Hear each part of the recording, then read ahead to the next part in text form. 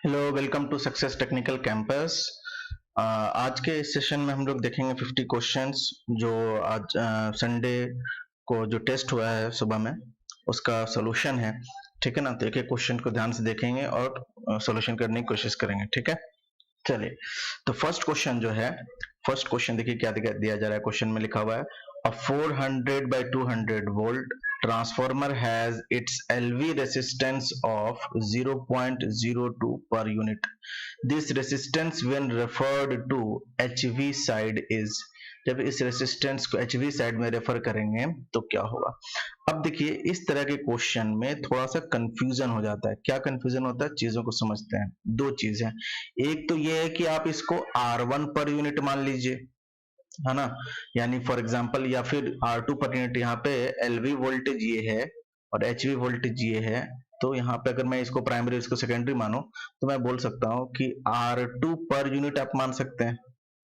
अगर आपने R2 per unit इसको माना तो फिर अगर आपको HV की तरफ से अगर रेफर करना है तो इसको फिर आपको ट्रांसफर करना पड़ेगा किसकी तरफ, HV की तरफ। तो आपका जो फॉर्मूला बन जाएगा वो बन जाएगा 400 बाई 200 का whole square into R2 per unit. Clear है? और इस R2 पर यूनिट की वैल्यू दी हुई है 0.02 पर यूनिट, और इसको हम लोग यहाँ पर रख के सॉल्व कर सकते हैं। तो ये कितना 2 टाइम्स हो जाएगा, 2 का स्क्वायर 4 हो जाएगा, 4 इंटू 0.02, तो ये 0.08 हमारा आंसर आने वाला है। अगर इस तरह से सोचें तो क्या सोचें कि ये जो पर यूनिट वैल्यूज दिया हुआ था वो सेकेंडरी साइड का यानी LV साइड का ही पर यूनिट रेसिस्टेंस है, अगर हम ऐसे सोचें तो। बट एक्चुअल में क्या होता है, जनरली हम लोग जो चीज ये जो पर यूनिट रेसिस्टेंस दिया रहता है वो रेफर्ड टू LV साइड दिया रहता है। ठीक है ना? तो रेफर्ड टू मानना है, यानी आपको क्या मानना था, यहाँ पे R02 पर यूनिट गिवन है, ये ज्यादा बेटर है। दोनों में से कोई भी चीज आप मान सकते थे, बट मैक्सिमम बुक्स में या जो भी क्वेश्चंस प्रीवियस ईयर्स में आए हुए क्वेश्चंस हैं, क्योंकि यहाँ पे ढंग से स्पेसिफाई नहीं किया गया है कि ये कौन सा रेसिस्टेंस है। देखिए ध्यान से समझिए बात को अच्छे से। यहाँ क्या लिखा हुआ है, has its LV resistance of 0.02 per unit. Transformer का LV रेसिस्टेंस पर यूनिट में इसका मतलब ये भी हो सकता है कि वो LV साइड की तरफ का जो रेसिस्टेंस है, यानी कि LV साइड की तरफ रेफर करने के बाद जो रेसिस्टेंस है वो 0.02 पर यूनिट है। अगर आप ये चीज मान रहे हैं तो हमें पता होना चाहिए referred to primary, referred to secondary per unit values जो होता है वो हमेशा क्या होता है, सेम होता है। तो HV साइड भी यही वैल्यूज रहेगी। तो मैं ऑप्शन ए को टिक मार्क करूंगा, ना कि ऑप्शन डी को। एजम्पशन के ऊपर है कि आप क्या मान रहे हैं। जनरली ये जो स्टेटमेंट दिया रहता है, स्टेटमेंट एग्जैक्टली नहीं दिया। मैं इसलिए बोल रहा हूं इस चीज को कि डिक्टो क्वेश्चन बहुत बार एग्जाम्स में आए हुए हैं, सेम क्वेश्चन बहुत बार एग्जाम में आए हुए हैं, और लैंग्वेज यही रहता है। लैंग्वेज को अगर स्पेसिफाई करता और ढंग से तो ज्यादा बेटर होता, बट इस तरह का अगर लैंग्वेज है तो आपको यही मान के चलना है कि रेफर्ड टू दिया हुआ है, याद रखिएगा, रेफर्ड वैल्यू दिया हुआ है, यानी कि equivalent value of resistance with respect to LV दिया हुआ है, ये मान के आपको चलना है। ठीक है, ठीक है, क्लियर है इतना। नेक्स्ट क्वेश्चन देखते हैं। The maximum efficiency of a 100 kVA transformer having iron loss of 900 kilowatt and full load copper loss of 1600 watt occurs at maximum efficiency जिस लोड पे occur करता है उसको हम लोग बोलते हैं x at eta maximum। इसका फॉर्मूला होता है iron loss divided by full load copper loss. But यहाँ फ्रैक्शन ऑफ लोड पूछ रहा है, बट किसके टर्म में पूछ रहा है, केवीए के टर्म में पूछ रहा है। तो केवीए के टर्म में अगर पूछा जाएगा तो यहाँ पे फॉर्मूला आपका आ जाएगा केवीए एट ईटा मैक्सिमम, यानी कि मैक्सिमम इफिशियंसी पर केवीए जो होगा उसकी वैल्यू बतानी है आपको। तो किस फ्रैक्शन पे होता है, एक्स फ्रैक्शन पे होता है। तो ये चीज लिख देंगे, iron loss divide by full load copper loss, और किसका किसका होगा ये, फुल लोड केवीए का, और फुल लोड केवीए कितना दिया हुआ है 100 केवीए यहाँ पे गिवन है। तो यहाँ पे फ्रैक्शन ऑफ लोड लिखना होता है। कौन सा फ्रैक्शन ऑफ लोड? जिस लोड पे मैक्सिमम एफिशिएंसी होती है, और किस लोड पे मैक्सिमम एफिशिएंसी हो रही होती है? W square root of WI by full load copper loss, ठीक है ना। Iron loss divide by full load copper loss का स्क्वायर रूट जब हम निकालते हैं तो आपको वो लोड मिलता है जिस पर मैक्सिमम एफिशिएंसी अकर करता है। अब यहाँ पे वैल्यूज को अगर हम लोग पुट करते हैं तो आयरन लॉस की वैल्यू यहाँ पे गिवन है कितनी 900, ठीक है ना, और फुल लोड कॉपर लॉस का वैल्यू है 1600, और इसको सॉल्व करेंगे तो ये हो जाएगा कितना, ये हो जाएगा 3/4, 3/4 इंटू 100 करेंगे तो ये आ जाएगा 75 kVA। तो ऑप्शन सी जो है वो हमारा करेक्ट आंसर होने वाला है। नेक्स्ट क्वेश्चन देखते हैं, what happens if a too much high voltage is applied to a transformer. तो इस बात को समझिए, देखिए फ्लक्स जो होता है, फ्लक्स या मैक्सिमम फ्लक्स बोल लीजिए या फिर मैक्सिमम फ्लक्स डेंसिटी बोल लीजिए, ये जो होते हैं वो directly proportional to supply voltage divided by frequency होता है, directly proportional to V by F, यानी कि V बाई एफ रेशियो के ऊपर डिपेंड करता है। तो यहाँ तो फ्रीक्वेंसी के बारे में कुछ नहीं बोला गया आपको। अब बोला जा रहा है कि सप्लाई वोल्टेज अगर हम लोग हाई कर दें, इंक्रीज कर दें तो क्या होगा। अगर सप्लाई वोल्टेज अगर आपने हाई किया तो ओवरऑल फ्लक्स डेंसिटी की जो वैल्यू है या मैं बोल सकता हूँ मैक्सिमम फ्लक्स की जो वैल्यू है वो क्या हो जाएगा, इंक्रीज हो जाएगा। और उस फ्लक्स को इंक्रीज कौन करता है, मैग्नेटाइजिंग करंट, यानी मैग्नेटाइजिंग करंट भी क्या हो जाएगा, इंक्रीज हो जाएगा। फ्लक्स की वैल्यू अगर बहुत ज्यादा इंक्रीज हो गई तो ऑब्वियस सी बात है जो आपका जो ट्रांसफार्मर को हम लोग बोलेंगे कि वो सैचुरेट हो जाएगा। ट्रांसफार्मर सैचुरेट होने का मतलब होता है कि बहुत ही हेवी करंट फ्लो करता है। क्यों हेवी करंट फ्लो करेगा, क्योंकि फ्लक्स की वैल्यू बढ़ रही है, और फ्लक्स कौन क्रिएट करता है, मैग्नेटाइजिंग करंट। तो ओवरऑल मैग्नेटाइजिंग करंट बढ़ जाएगा और आपका वाइंडिंग जो है वो आपका क्या हो जाएगा, जल जाएगा। तो ऑप्शन अगर हम लोग देखें द ट्रांसफॉर्मर, कौन सा क्वेश्चन है, question number 3, the transformer draws a very high magnetising current and primary winding destroyed. तो क्वेश्चन नंबर 3 का आंसर क्या होना चाहिए, ए, ठीक है ना। क्वेश्चन नंबर 3 का आंसर क्या होगा, ए, ठीक है। नेक्स्ट क्वेश्चन देख लेते हैं। नेक्स्ट क्वेश्चन है question number 4, which of the following statements about the humming of transformer is true। ठीक है ना। अब क्या होता है कि जब आप जो आपका लैमिनेशन होता है उसको जब आप स्टैगरिंग करते हैं, उसका जब आप बंचिंग करते हैं, ठीक है ना, जब उसको बंच करते हैं तो बीच में कुछ एयर अगर रह गया, कुछ गैप रह गया, तो क्या होगा कि एक नॉइज प्रोड्यूस होगा जिसको हम लोग बोलेंगे हमिंग नॉइज। तो हमिंग नॉइज का एक और रीजन है, कोई पूछे हमिंग नॉइज का मेन रीजन क्या है, तो वो होता है MSP, magnetostriction phenomena. Magnetostriction phenomena ये क्या होता है, जब भी किसी मटेरियल को आप अल्टरनेटिंग मैग्नेटिक फोर्स में डालेंगे तो इनके डायमेंशंस में स्लाइटली चेंज आता है, और इस फिनोमेना को हम लोग बोलते हैं एमएसपी, यानी कि मैग्नेटोस्ट्रिक्शन फिनोमेना। तो मेन रीजन तो क्या है, मैग्नेटोस्ट्रिक्शन फिनोमेना होता है हमिंग नॉइज का, बट एक रीजन वो भी है स्टैगरिंग वाला, ठीक है ना। तो इसकी प्रॉपर्टी है, नोट्स में भी लिखाया हुआ है कि भाई हमिंग नॉइज की जो फ्रीक्वेंसी होगी वो सप्लाई फ्रीक्वेंसी का 2 टाइम्स होता है। सप्लाई फ्रीक्वेंसी कितना होता है, 2 टाइम्स होता है। तो ऑप्शन डी जो है वो आपका आंसर करेक्ट होने वाला है, ठीक है। नेक्स्ट क्वेश्चन देखते हैं, क्वेश्चन नंबर 5, और 10,000 बाई 400 वोल्ट, याद रखिएगा कौन सा ट्रांसफार्मर है, 10,000, ठीक है ना, by 400 volt power transformer has nominal short circuit voltage of VSC is equal to 4%। VSC is equal to कितना है, 4%। अब जिसको VSC का डिफिनेशन नहीं पता है, जिसको नॉमिनल शॉर्ट सर्किट वोल्टेज का डिफिनेशन नहीं पता है शॉर्ट सर्किट टेस्ट में, तो फिर उससे ये क्वेश्चन कभी भी नहीं बनने वाला है। क्लियर है इतना, ठीक है। अब बोला जा रहा है which of the following statement is true. तो आपको पहले VSC का डिफिनेशन पता होना चाहिए। VSC पर nominal short circuit voltage percentage voltage जो होता है वो कौन सा होता है, VSC शॉर्ट सर्किट वोल्टेज वो वोल्टेज होता है जब आप HV साइड में सप्लाई करें तो, और LV साइड को अगर शॉर्ट सर्किट करें तो ट्रांसफार्मर में रेटेड करंट फ्लो करे। याद रखिएगा, शॉर्ट सर्किट करने पर रेटेड करंट फ्लो कर जाए और उसके लिए हम लोग प्राइमरी साइड में जितना वोल्टेज डालते हैं उसको हम लोग बोलते हैं VSC। समझ में आ रही बात कि नहीं? अगर आप रेटेड वोल्टेज ही डाल दीजिएगा और तब शॉर्ट सर्किट करिएगा तो क्या होगा, बहुत ही हेवी करंट फ्लो करेगा और ट्रांसफार्मर आपका जल जाएगा। तो VSC जनरली जो होता है 6 to 8% होता है ना, जो रेटेड वोल्टेज होता है उसका 6 to 8%, 8% के आसपास लेके चलिए आप। और परसेंटेज VSC जो होता है वही परसेंटेज Z होता है। याद रखिएगा, परसेंटेज VSC जो होता है वही परसेंटेज इंपिडेंस होता है और यही परसेंटेज मैक्सिमम वोल्टेज रेगुलेशन भी होता है। देखिए बहुत सारी चीजें इंटर रिलेटेड हैं।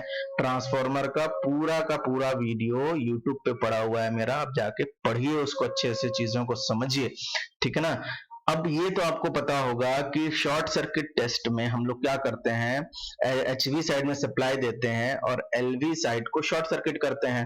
तो HV साइड में कितना सप्लाई दे दें, रेटेड का कितना परसेंट सप्लाई दिया जाए कि रेटेड करंट फ्लो करे। अगर आप रेटेड सप्लाई दे देंगे, वर्ड को अच्छे से समझिएगा, अगर आप रेटेड सप्लाई दे देंगे ना तो जो करंट होगा ना वो बहुत ही ज्यादा करंट होगा, ट्रांसफार्मर आपका जल जाएगा। इसलिए जब आप शॉर्ट सर्किट टेस्ट करते हैं तो HV का मात्र 8% के आसपास हम लोग क्या करते हैं, वोल्टेज को सप्लाई करते हैं। तो यहाँ HV क्या है, HV है 10,000 और आपसे ही बोला जा रहा है कि VSC कितना है 4%, यानी 10,000 का 4% निकाल लीजिए आप, ये कितना हो जाएगा 400 वोल्ट। यानी कि HV साइड में सिर्फ और सिर्फ 400 वोल्ट आपको देना है, जिससे क्या होगा, आपका रेटेड करंट फ्लो कर जाएगा। यानी ऑप्शन डी जो है आपका करेक्ट आंसर होना चाहिए। When the secondary terminals are short circuited, the rated current flows at the primary side at a primary voltage of 400 volt rated current. तो ऑप्शन डी करेक्ट है। ए करेक्ट क्यों नहीं होगा, समझिए बात को अच्छे से।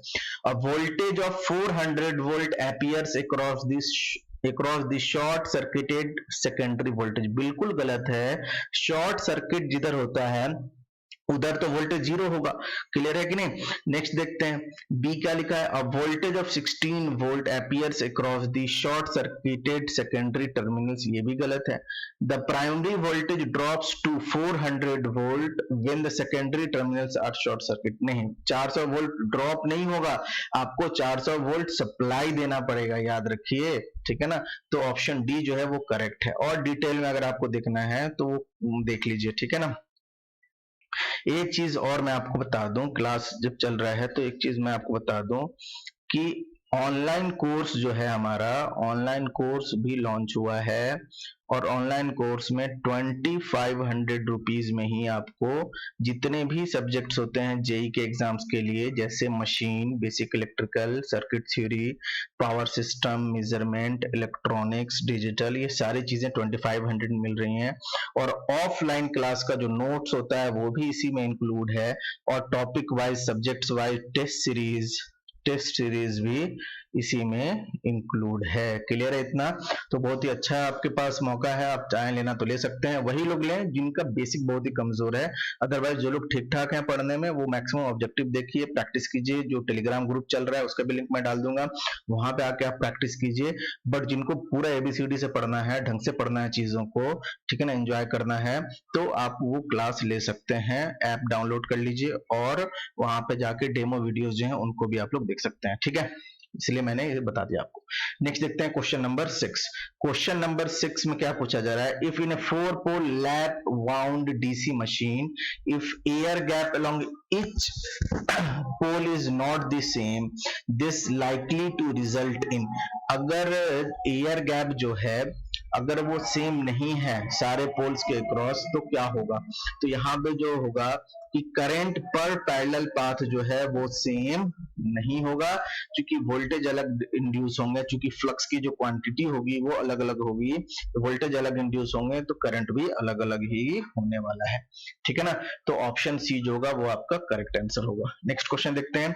The following controls are considered for DC motors: control of flux, armature resistance control, supply voltage control. Which of the following controls play significant role in the speed control of DC motors? Speed control of DC motors तीनों के लिए हम लोग क्या करते हैं, use करते हैं, तो ऑप्शन डी जो है वो हमारा करेक्ट आंसर है। ठीक है, नेक्स्ट क्वेश्चन देखते हैं, क्वेश्चन नंबर 8। अच्छा, ये बहुत ही मजेदार क्वेश्चन है, इसको हम लोग देखेंगे कैसे कैसे इसको हम लोग अप्रोच कर सकते हैं। बहुत ही ध्यान से सुनिएगा, बहुत लोगों को इसमें क्या होगा, कंफ्यूजन होने वाला है। चीजों को समझिए, क्या बोला जा रहा है, टाइप्स ऑफ डीसी मोटर यहाँ नहीं बताया, सिंपली क्या बोला, डीसी मोटर है जो डेवलप कर रहा है 140 न्यूटन मीटर टॉर्क, कितने स्पीड पे, 1400 आरपीएम पे, यानी कि T1 जो है वो 140 न्यूटन मीटर है, और स्पीड जो है जिसपे ये टॉर्क डेवलप हो रहा है वो है 1400 RPM. If motor now runs at 1000 RPM, अगर अब मोटर को 1000 आरपीएम पे अगर रोटेट कराया जाए तो टॉर्क के ऊपर क्या फर्क पड़ेगा, टॉर्क कितना होगा। ठीक है ना, अब हमें पता है, हम लोग लिखते हैं power is equal to speed into torque, ये सबको पता है, स्पीड इंटू टॉर्क लिखते हैं। अब यहां पर समझिएगा बात को अच्छे से, यहां पे अजम्पशन अगर हम लोग कर लें, क्या अजम्पशन कर लें, पहला अजम्पशन अगर हम लोग ये कर लें कि जो टॉर्क है वो कांस्टेंट है, यानी कि कांस्टेंट टॉर्क डिवाइस है, तो क्या होने वाला है, यहाँ पे कांस्टेंट टॉर्क डिवाइस है तो क्या होगा, कांस्टेंट टॉर्क डिवाइस है तो ऑप्शन ए जो है वो आपका करेक्ट हो जाएगा। बट अगर हम लोग ये अज्यूम कर लें कि कांस्टेंट पावर डिवाइस है, तो पावर क्या है, कांस्टेंट है। पावर अगर कांस्टेंट है तो अगर स्पीड चेंज हो रहा है तो यहां से तो आप ऐसे भी लिख सकते हैं ना, T is equal to P by speed, या डायरेक्टली प्रोपोर्शनल लिखना है तो T is directly proportional to P by N लिख सकते हैं हम लोग। एग्जैक्ट क्या फॉर्मूला होता है, T is equal to 9.55 into P by N, exactly ये लिखते हैं। अब मैं बोल रहा हूं कि अगर कांस्टेंट पावर डिवाइस है तो स्पीड के इनवर्सली प्रोपोर्शनल हो जाएगा, क्योंकि स्पीड घटा है, क्योंकि स्पीड घटा है तो टॉर्क क्या होना चाहिए, बढ़ना चाहिए। स्पीड घटा है तो टॉर्क क्या होना चाहिए, बढ़ना चाहिए। तो देख लेते हैं टॉर्क बढ़ने वाला कौन सा वैल्यू है। ठीक है ना, तो चलिए यहां पे अगर हम लोग सॉल्व करें तो क्या हो जाएगा, T2 by T1 is equal to, क्या हम लोग N1 बाई N2 लिखेंगे क्या, T2 by T1 is equal to N1 by N2 लिखना पड़ेगा। T2 आपको फाइंड करना है, T1 आपको पता है 140, N1 यानी पहले स्पीड कितना था, पहले स्पीड था 1400 आरपीएम, अब कितना स्पीड है, अब स्पीड है 1000 आरपीएम। इसको अगर हम लोग सॉल्व कर दें तो क्या आने वाला है, देखते हैं कितना हो जाएगा, 14 इंटू 140 डिवाइडेड बाई 10, सॉल्व कीजिए। 14 इंटू 14 कितना होता है, 196। 196 आरपीएम कहीं है क्या ऑप्शन में, 196 आरपीएम कहीं ऑप्शन में नहीं है। इसका मतलब क्या है कि आपको यही एज्यूम करना चाहिए था कि ये कांस्टेंट टॉर्क डिवाइस है, तो ऑप्शन ए जो होगा वो करेक्ट होगा। बहुत ही अजीब सा क्वेश्चन है, ऑप्शन से क्वेश्चन सॉल्व होंगे और कोई तरीका नहीं है इसको सॉल्व करने का। ठीक है ना, 140 से ज्यादा होना चाहिए, बट 140 से ज्यादा इसमें कौन सा 2000 न्यूटन मीटर दिख रहा है, इसलिए मैंने चेक कर लिया कि वो आ रहा है या नहीं आ रहा है। ठीक है ना, और कोई मेथड हो, अगर कोई सोल्यूशन हो तो आप जरूर मुझे बताइएगा, मुझे यही लग रहा है। ठीक है ना, ऐसे ही करेंगे इस क्वेश्चन को, और कोई तरीका नहीं है। नेक्स्ट क्वेश्चन क्या है, a 4 pole DC machine has lap winding, तो लैप वाइंडिंग में नंबर ऑफ पोल्स कितने होते हैं, नंबर ऑफ पैरेलल पाथ्स कितने होते हैं, नंबर ऑफ पोल्स के इक्वल होते हैं। The winding is removed and then a wave winding is put, ठीक है ना, वाइंडिंग को हमने रिमूव कर दिया है और अगेन उसी कंडक्टर्स को यूज करके, चूंकि और कुछ नहीं बोला हुआ है यहाँ पे, winding is removed and then a wave winding is put, wave winding हमने बना दिया। द इंड्यूस्ड ईएमएफ विल, तो हमें पता है जो इंड्यूस्ड ईएमएफ होता है ना वो inversely proportional to number of parallel paths होता है, inversely proportional to number of parallel paths होता है। तो नंबर ऑफ पैरेलल पाथ्स अगर कम होगा तो इंड्यूस्ड ईएमएफ क्या होगा, इंक्रीज होगा। तो क्या होता है, वेव कनेक्शन में नंबर ऑफ पैरेलल पाथ्स की वैल्यू होती है 2, ए इज इक्वल टू होता है 2, ठीक है ना, ए इज इक्वल टू कितना होता है, A इज इक्वल टू होता है 2, और यहाँ पर 4 पोल है, तो लैप वाइंडिंग में तो नंबर ऑफ पोल्स होगा 4, बट वेव वाइंडिंग में नंबर ऑफ पोल्स हैं, ये नंबर ऑफ पैरेलल पाथ्स हैं 2, तो number of parallel paths lap में है 4, वेव में है 2, यानी कि इंड्यूस ईएमएफ क्या होगा, ज्यादा होगा, क्योंकि इनवर्सली प्रोपोर्शनल होता है। वैसे भी आपको पता होना चाहिए जो लैप वाइंडिंग होता है वो low voltage high current application के लिए यूज होता है, और जो वेव वाइंडिंग होता है वो हाई वोल्टेज लो करंट एप्लीकेशन के लिए होता है। तो ऑप्शन क्या होगा यहाँ पे कि इंड्यूस ईएमएफ क्या होने वाला है आपका, इंक्रीज होने वाला है। नेक्स्ट क्वेश्चन देख लेते हैं, question number 10, the cording angle for eliminating fifth harmonics should be. Cording angle का मतलब क्या होता है, इसका मतलब होता है शॉर्ट पिच एंगल। क्या बोलते हैं इसको, short pitch angle, short pitch angle. और शॉर्ट पिच एंगल को हम लोग दिखाते हैं अल्फा से, और अल्फा एन यानी nth हार्मोनिक्स को इलिमिनेट करने का फॉर्मूला होता है 180 डिग्री डिवाइडेड बाई n। तो सॉल्व कर लीजिए, फिफ्थ हार्मोनिक्स है तो 180 डिग्री डिवाइडेड बाई 5, तो कितना आंसर हो जाएगा, आई होप 36 आंसर आना चाहिए। तो ऑप्शन सी जो है वो आपका करेक्ट आंसर होगा। नेक्स्ट क्वेश्चन देख लेते हैं, the armature MMF wave of A DC machine is. देखिए अगर हम लोग बात करें फील्ड एमएमएफ की, तो फील्ड एमएमएफ का शेप होता है ट्रेपीजॉइडल, है ना, ट्रेपीजॉइडल इस तरह का शेप होता है, ठीक है ना। बट अगर हम लोग आर्मेचर एमएमएफ की बात करें तो आर्मेचर एमएमएफ का शेप जो होता है वो इस तरीके का होता है, इसको हम लोग बोलते हैं सैडल, या फिर इसको हम लोग बोलते हैं ट्रायंगुलर। सैडल भी बोल सकते हैं या फिर क्या बोल सकते हैं, ट्रायंगुलर। तो ट्रायंगुलर ऑप्शन में कौन सा है, ऑप्शन डी में ट्रायंगुलर है, तो डी आंसर हो जाएगा। नेक्स्ट क्वेश्चन देखते हैं, the pitch factor in rotating electrical machines is defined as the ratio of pitch factor, है ना। पिच फैक्टर का मतलब क्या हुआ कि अगर हम सिंबॉलिक वे में बात करें तो हमने पढ़ा होगा KP, KP is equal to होता है induced EMF in short pitch winding, या फिर उसी को क्या बोलते हैं, कॉर्डेड वाइंडिंग, ठीक है ना, एक ही मतलब है। EMF in short pitch winding divided by EMF induced यहाँ पे ऐड कर लीजिएगा, EMF induced in full pitch winding। तो ये सब क्वेश्चंस जो है ना जनरली आपके एग्जाम्स में आते हैं, अलग अलग लैंग्वेज के थ्रू पूछा जा सकता है। एक और तरीके से इसको लिख सकते हैं हम लोग, केपी इज इक्वल टू लिख सकते हैं, ठीक है ना, वेक्टर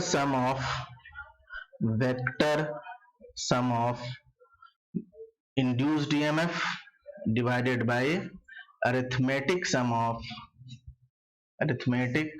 ऑफ इंड्यूस्ड ईएमएफ। दोनों तरीके से हम लोग यहाँ पे लिखते हैं, दोनों का मतलब एक ही है। तो यहाँ पे देख लीजिए क्वेश्चन बोला जा रहा है, in rotating electrical machine is defined as the ratio of resultant EMF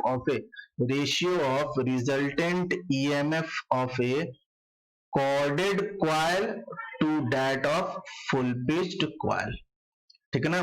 तो chorded coil to that of, ये रेशियो होता है किस चीज का, रिजल्टेंट एमएमएफ जो आपका कॉर्डेड कॉइल में मिलता है वो डिवाइडेड बाय जो रिजल्टेंट ईएमएफ मिलेगा फुल पिच कॉइल में, उनका जब रेशियो लेंगे तो हमेशा क्या होगा, ये केपी, उसको हम लोग बोलते हैं पिच फैक्टर। अब पिच फैक्टर जो है वो हमेशा लेस देन 1 होगा। क्यों लेस देन 1 होगा, चूंकि शॉर्ट पिच वाइंडिंग में जो इंड्यूस्ड ईएमएफ होता है वो डिक्रीज होता है, फुल पिच वाइंडिंग में ज्यादा मिलता है। फिर भी हम लोग शॉर्ट पिच क्यों करते हैं, हार्मोनिक्स को इलिमिनेट करने के लिए। नेक्स्ट क्वेश्चन अगर हम लोग देखें, question number 13, reluctance motors are, इसका तो बहुत सिंपल आंसर है, सिंगली एक्साइटेड।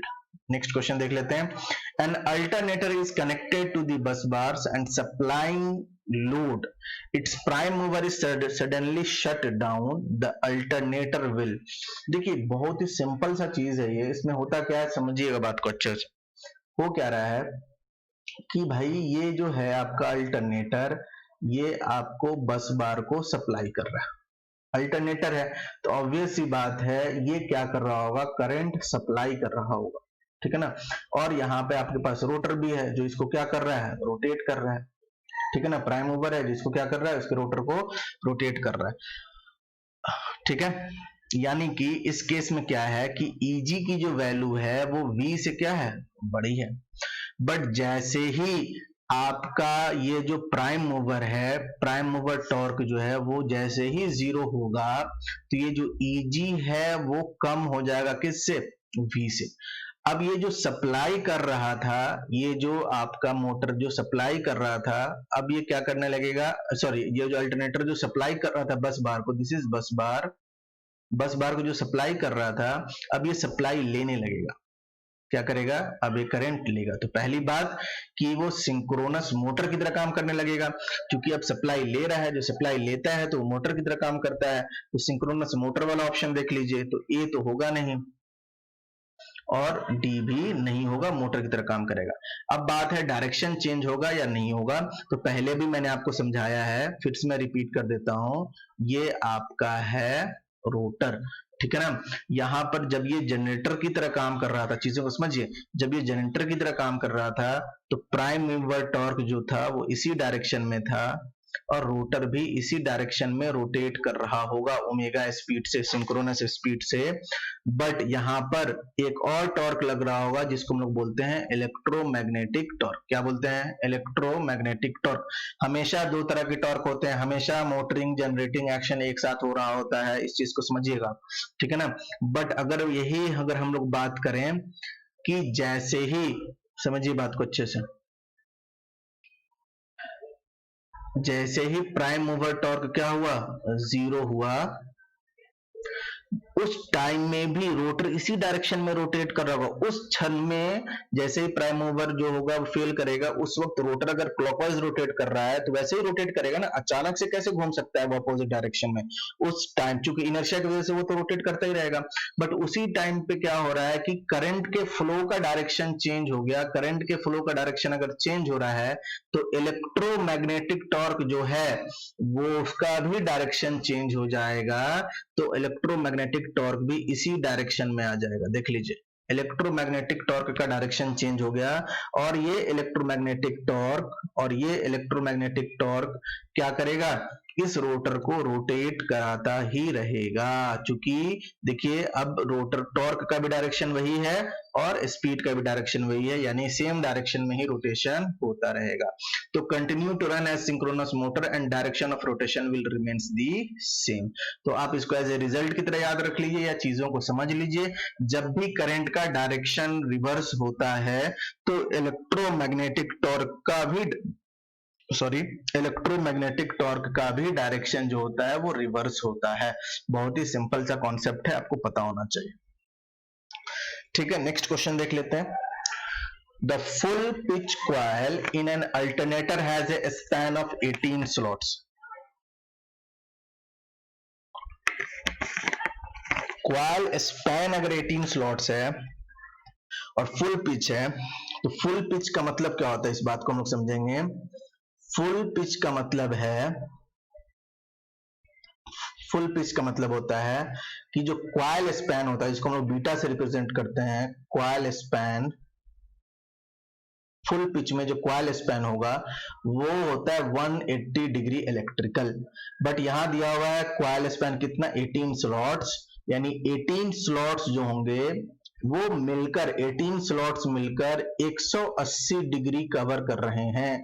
यानी कि एक स्लॉट कितना एंगल कवर कर रहा होगा, 10 डिग्री एंगल कवर कर रहा है। इस तरीके से हम लोग समझ सकते हैं। नेक्स्ट देखते हैं आगे क्या है। It is desired to eliminate the third harmonic voltage the coil span should be, ठीक है ना। अब देखिए हमें पता है कि अल्फा की वैल्यू कितनी होती है, अल्फा एन होता है 180 डिग्री डिवाइडेड बाई एन, और बीटा इज इक्वल टू होता है 180 डिग्री माइनस अल्फा। ये कहलाता है शॉर्ट पिच एंगल या कॉर्डिंग एंगल और ये कहलाता है क्वाइल स्पैन, ठीक है ना। तो coil span is equal to होता है 180 डिग्री माइनस अल्फा। अगर फुल पिच वाइंडिंग है तो कॉर्डिंग एंगल की वैल्यू 0 होगी, शॉर्ट पिच एंगल की वैल्यू 0 होगा, इसलिए बीटा का वैल्यू हो जाएगा 180 डिग्री। बट क्वेश्चन में ये बोला जा रहा है कि कितना कॉइल स्पैन रखा जाए कि थर्ड हार्मोनिक्स एलिमिनेट हो जाए। तो मैं थोड़ा सा कॉइल स्पैन का फॉर्मूला मैं डराइव कर रहा हूं यहाँ पे। तो 180 डिग्री माइनस अल्फा की वैल्यू कितनी है, 180 डिग्री डिवाइडेड बाई एन। इसको अगर हम लोग सॉल्व कर लेंगे तो ये हो जाएगा 180 into n minus one divided by n। अब यहाँ n की वैल्यू कितनी है 3, सॉल्व करेंगे 180 डिग्री इंटू 3 कितना हो जाएगा 2/3, यानी कि इसको अगर हम लोग सॉल्व करें तो ये हो जाएगा 120 डिग्री। 120 डिग्री अगर कॉइल स्पैन रखेंगे तो आपका थर्ड हार्मोनिक एलिमिनेट हो जाएगा। बट बातों को समझिए, यहाँ पर जो कॉइल स्पैन की वैल्यू गिवन है, ये वैल्यू एंगल में नहीं गिवन है, नंबर ऑफ स्लॉट्स में गिवन है। समझ में आ रही बात की नहीं? तो नंबर ऑफ स्लॉट्स में आपको निकालना पड़ेगा। 1 स्लॉट का मतलब है 10 डिग्री, तो कितना स्लॉट लगेगा तो 120 डिग्री बनेगा। ऑब्वियस सी बात है 12 स्लॉट्स। कितना slots?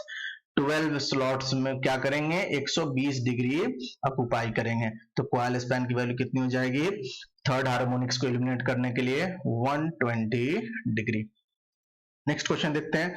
If the excitation and terminal voltage of a synchronous motor are kept constant and load is increased then. अब बड़ी कंफ्यूजिंग क्वेश्चन है सर ये, इसको समझिएगा बात को अच्छे से। यहाँ ये चीज गिवन नहीं है कि ये जो सिंक्रोनस मोटर है ये पहले से लैगिंग पावर फैक्टर पे काम कर रहा है या पहले से ये लीडिंग पावर फैक्टर पे काम कर रहा है, इसके बारे में कोई इंफॉर्मेशन ही नहीं है। ठीक है ना, ये प्रॉब्लम है यहाँ पे।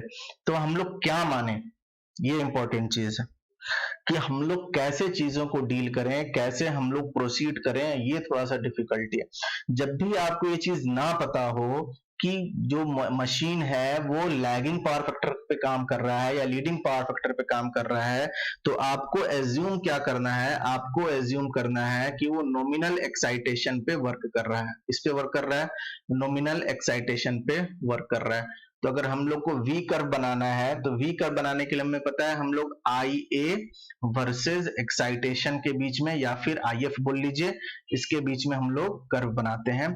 चलिए वी कर्व बना देते हैं।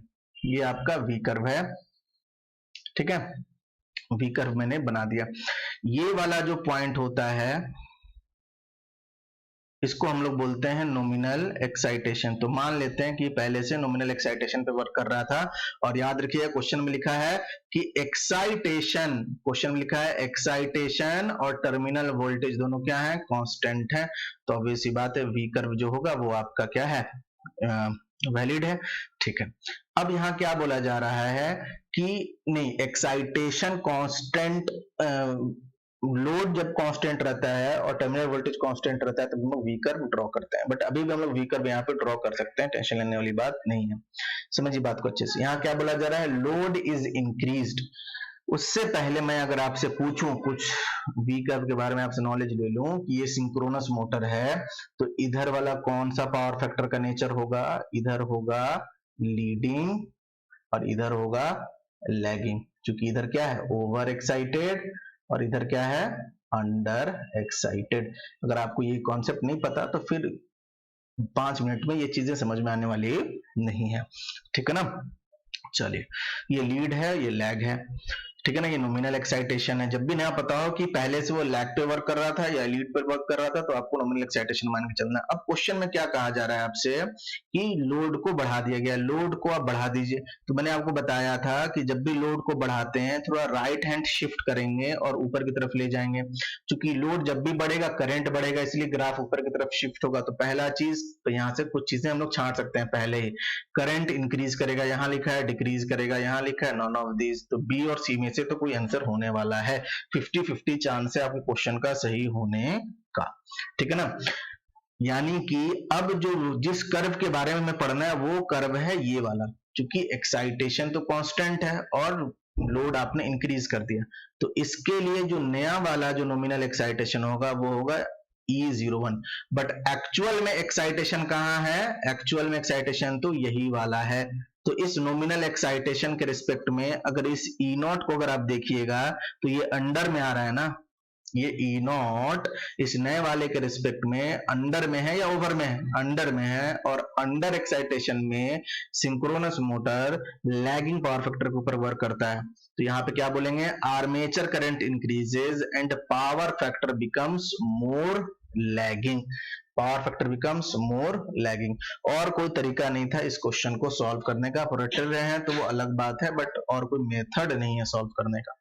ठीक है, नेक्स्ट क्वेश्चन देखते हैं, question number 17।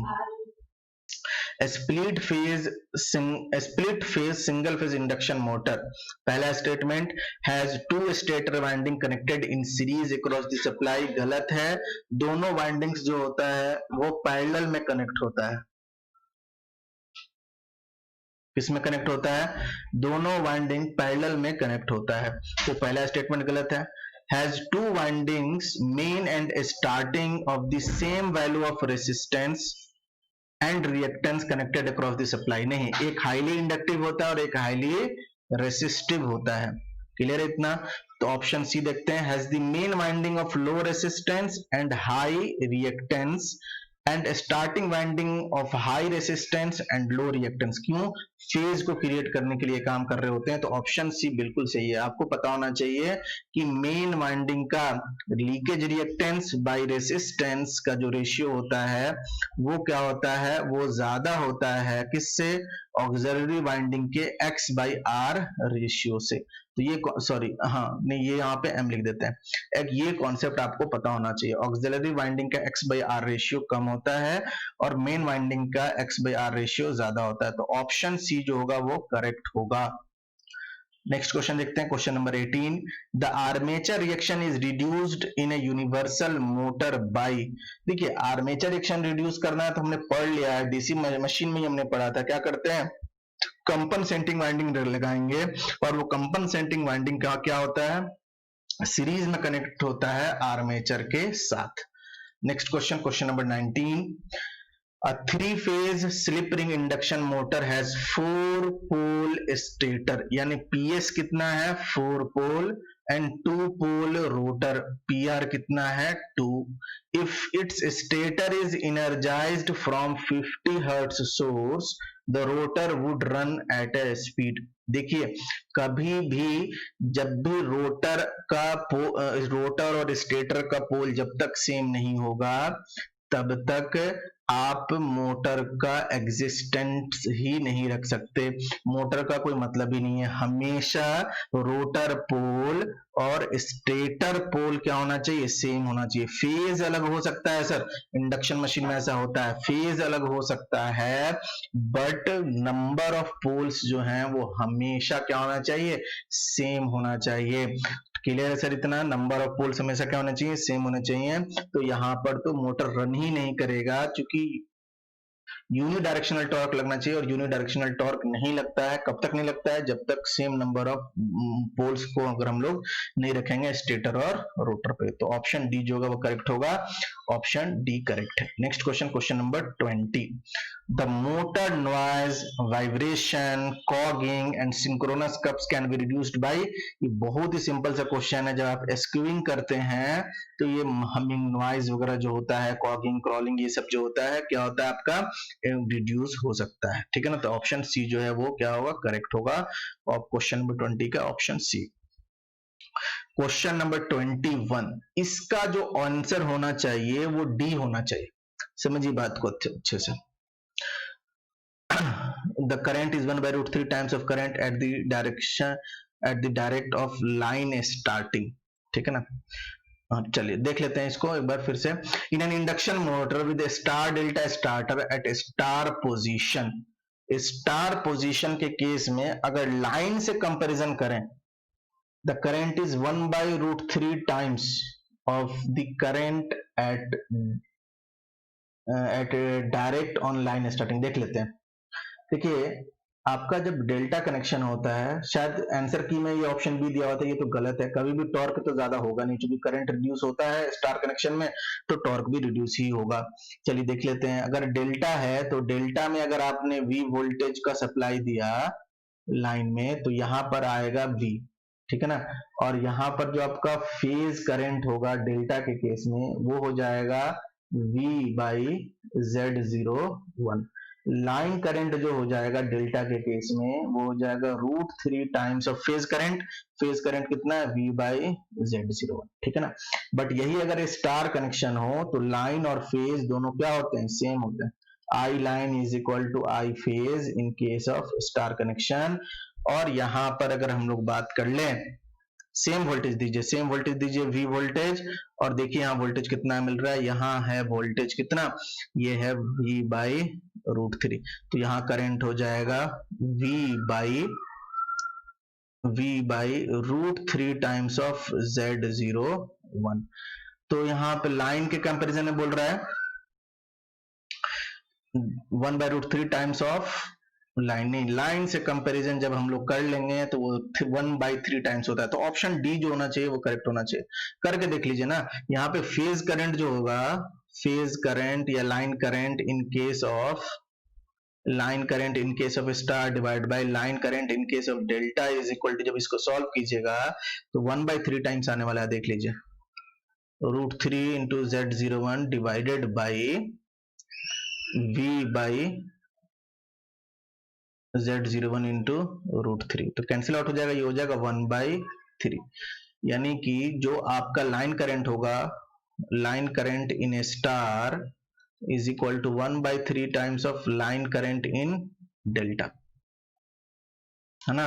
Direct online starting, direct online starting के कंपैरिजन में करंट जो होगा 1/3 टाइम्स हो जाएगा। लाइन करंट पूछ रहा है, फेज के से कंपैरिजन करता है तो हम लोग आंसर दे सकते थे। तो ऑप्शन डी जो होगा वो करेक्ट होना चाहिए। ऑप्शन डी जो है वो आपका करेक्ट है, ठीक है ना। क्यों मैं बोल रहा हूं, किस केस में हो सकता है, समझो बात को अच्छे से, किस केस में वो हो सकता है उसको हम लोग समझते हैं। देखिए मैं कलर थोड़ा सा चेंज कर लूं, देखिए ध्यान से देखिए, अगर यहां से भी फेज ले लिया जाए और यहां से भी फेज ले लिया जाए और रेशियो ले लें, तो चलिए अब लिख लेते हैं I phase star divided by I phase delta. I phase star कितना था, V by √3 times of Z01, और I फेज डेल्टा कितना था, V बाई Z01। अब देखिए ये 1/√3 आ रहा है, तो फेज करंट की अगर हम लोग बात करेंगे, I phase star is equal to 1/√3 times of I phase delta, और इसे I फेज डेल्टा को ही DOL बोलते हैं, स्टार डेल्टा स्टार्टिंग मेथड में। तो अगर फेज की बात करते तो अलग बात था, बट यहाँ पे डायरेक्ट ऑनलाइन स्टार्टिंग की बात कर रहा है। Current is 1/√3 times of A current at the star position, the current is 1/√3 times of the current at direct online starting, ठीक है। अच्छा डायरेक्ट ऑनलाइन स्टार्टिंग है ना, ऑनलाइन, यहाँ पे लाइन नहीं दिख रहा है आपको, डायरेक्ट ऑनलाइन DOL को लिखा है इसने, ठीक है। तो ऑप्शन सी भी आंसर हो सकता है, ऑप्शन सी ही होगा, ऑप्शन सी कर लीजिए। बट ये फेज करंट के रिस्पेक्ट में है, अगर ऑप्शन सी आंसर दीजिएगा तो फेज करंट के रिस्पेक्ट में है, तो डी ना देके, क्योंकि यहाँ पर नहीं बोला गया है कि फेज या डेल्टा की बात नहीं की गई है, तो हम लोग सी को आंसर दे सकते हैं, ठीक है ना। तो कंफ्यूज नहीं होना है। अगर कोई तुमसे सिंपली पूछे कि करंट कितने टाइम्स कम हो जाता है, तो करंट जो है वो 1/3 टाइम्स कम होता है एज कम in case of star delta starter, 1/3 times होता है। 1/3 टाइम्स अगर नहीं है तो अगर कुछ मेंशन नहीं है तो आप 1/√3 टाइम्स भी बोल सकते हैं फेज करंट को रेस्पेक्ट में। नेक्स्ट क्या है, the resistance of a shunt for a precision grade ammeter can be best measured by. अब बताइए जो एमीटर होता है उसका जो शंट रेसिस्टेंस होता है, उसका जो शंट रेसिस्टेंस होता है वो बहुत ही कम होता है। मीटर का रेसिस्टेंस बहुत ही कम होता है और उसके शंट में जो लगाते हैं उसकी वैल्यू भी बहुत ही कम होती है। इतने लो वैल्यू ऑफ रेसिस्टेंस को मेजर करने के लिए कौन सा सूटेबल होगा, केल्विन डबल ब्रिज ही क्या होगा, सूटेबल होगा। Next question, while measuring the phase difference between a signal V1 is equal to 10 sin omega t and V2 is equal to 10 sin omega t plus phi, the Lysage's pattern observed on a CRO was a circle। देखना ना, Lissajous pattern जो बन रहा है वो क्या बन रहा है, वो बन रहा है आपका एक सर्कल। तो सर्कल लिसाजस पैटर्न तब बनता है जब फेज डिफरेंस जो हो, जब फेज डिफरेंस दो सिग्नल के बीच का 90 डिग्री होगा ना, तभी सर्कल बनेगा, अगर सेम फेज में होंगे तो स्ट्रेट लाइन बनेगा। क्लियर है? तो ऑप्शन सी जो है वो आपका यहाँ पे करेक्ट होने वाला है। पाई बाई 2 का मतलब 90 डिग्री, तो ऑप्शन सी इज करेक्ट। ठीक है, नेक्स्ट क्वेश्चन देखिए। Two signal two sinusoidal voltages of unequal frequencies are simultaneously applied to pairs of a deflection plates in a CRT. The figure traced out on the screen is shown below. The ratio of frequencies of the two voltage. अब ये नहीं पूछा कि horizontal plates वाला या vertical plates वाला, तो आप कोई भी रेशियो निकाल लो, कोई दिक्कत वाली बात नहीं है। आप horizontal frequency by horizontal plate पे जो फ्रीक्वेंसी दिए हैं वो डिवाइडेड बाई वर्टिकल प्लेट पे जो फ्रीक्वेंसी है उनका रेशियो निकाल लो, कोई दिक्कत वाली बात नहीं है। तो F X by F Y अगर हम लोग निकालना चाहते हैं तो क्या हो जाएगा, नंबर ऑफ वर्टिकल इंटरसेक्शन आपको लेना पड़ेगा divided by number of horizontal intersection. उल्टा चलते हैं, याद रखना है, हॉरिजॉन्टल इंटरसेक्शन। अगर आपको fx वाला निकालना है तो आपको क्या करना होगा, वर्टिकल इंटरसेक्शन करना है। तो fx के सामने आएगा वर्टिकल और fy के सामने आएगा हॉरिजॉन्टल। तो चलिए मैं सिखा देता हूं आपको कैसे निकालते हैं। जब भी फ्रीक्वेंसीज का रेशियो निकालना हो या एक फ्रीक्वेंसी गिवन है दूसरा फ्रीक्वेंसी निकालना है तो क्या करना होता है, सारी चीजें यहां से हम लोग देख लेंगे। करना क्या होता है, वर्टिकल इंटरसेक्शन फाइंड करने के लिए आपको एक ऐसा वर्टिकल लाइन ड्रॉ करना है इस फिगर पे जो मैक्सिमम जगह पे कट करे। तो अगर मैं यहाँ पे एक वर्टिकल लाइन इस तरीके से ड्रॉ कर दूं तो क्या ये मैक्सिमम जगह कट करेगा, बिल्कुल कट करेगा। ये एक कटिंग है, ये दूसरा कट, ये तीसरा कट, ये चौथा कट और ये पांचवा कट। तो F X by F Y is equal to हो गया 5 डिवाइडेड बाई, यहां पे लिखना है हॉरिजॉन्टल इंटरसेक्शन।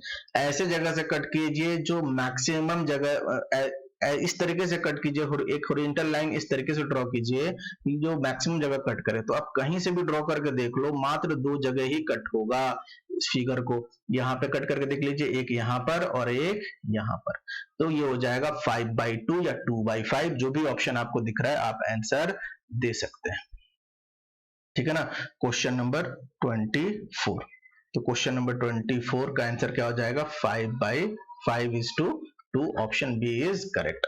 ठीक है ना। 2:5 भी हो सकता था ऑप्शन में, दोनों ऑप्शन नहीं देगा एक साथ, क्योंकि यहाँ पे इसने स्पेसिफाई नहीं किया है कि हॉरिजॉन्टल प्लेट्स पे जो आप सिग्नल दे रहे हैं उसकी फ्रीक्वेंसी बाई वर्टिकल प्लेट पे जो आप सिग्नल दे रहे हैं उसकी फ्रीक्वेंसी निकालनी है या वाइस वर्सा, वो या उल्टा करना है। इसने सिंपली बोला कि फिर जो सिग्नल्स हैं उनके फ्रीक्वेंसी का रेशियो आपको बताना है, इसलिए कोई भी रेशियो ले लो आप, 2:5 या 5:2, तो 5:2 ऑप्शन में, तो ये आंसर होगा। क्लियर है। हाँ, नेक्स्ट क्वेश्चन। बाकी और सब जो क्वेश्चन होता है उसमें ध्यान रखिएगा हमेशा कि वर्टिकल बाई हॉरिजॉन्टल बोल रहा है या हॉरिजॉन्टल बाई वर्टिकल बोल रहा है।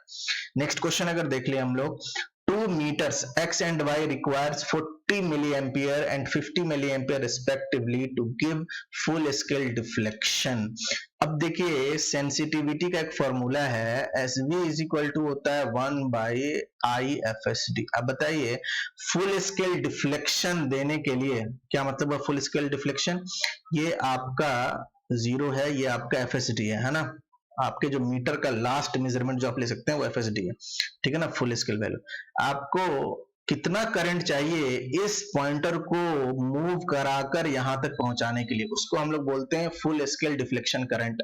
तो यहां पे बोला गया है कि x का जो करंट चाहिए वो चाहिए 4 मिली एम्पियर और y के लिए जो करंट चाहिए वो चाहिए 50 मिली एम्पियर। तो बताइए ज्यादा सेंसिटिव कौन होगा, एक ऐसा दोस्त जिसको आप थोड़ा सा कुछ बोल दें और वो क्या हो जाए, गुस्सा हो जाए, तो वो ज्यादा सेंसिटिव है। ठीक है ना, वो ज्यादा सेंसिटिव है, थोड़ा सा भी मजाक वो नहीं सह सकता। ठीक है ना, तो जो जितना कम करंट लेकर फुल स्केल पे जा रहा है वो उतना ही ज्यादा सेंसिटिव होगा। एक और दोस्त होगा आपका जिसको 1-2 थप्पड़ अगर आप लगा भी दें तब भी वो हंसता ही रहता है, चल दोस्त है कोई बात नहीं, वो सेंसिटिव नहीं है, वो बहुत ज्यादा सेंसिटिव नहीं है। ठीक है ना, तो आपको इस तरह से समझ सकते हैं आप चीजों को। या फिर यहां से देख लीजिए, जिसका फुल स्केल डिफ्लेक्शन करंट कम होगा उसका सेंसिटिविटी जो होगा वो क्या होगा, ज्यादा होगा। तो और इसका आंसर क्या होगा, x is more sensitive than y। ठीक है ना। नेक्स्ट क्वेश्चन देख लेते हैं, क्वेश्चन नंबर 26।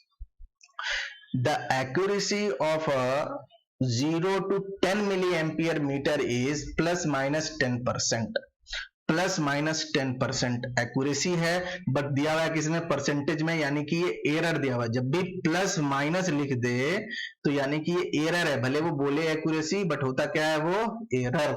आप जो मेरा डेमो वाला वीडियो देखिएगा ऐप में, उसमें मैंने बहुत ही अच्छे से एरर को समझाया है 2-3 वीडियोस में, आप जरूर उसको देखिए एक बार, ठीक है ना, और अच्छे से चीजें समझ में आ गई कि एक्यूरेसी बोल रहा है बट हम लोग एरर ले रहे हैं, इसका क्या कॉन्सेप्ट है, ठीक है ना।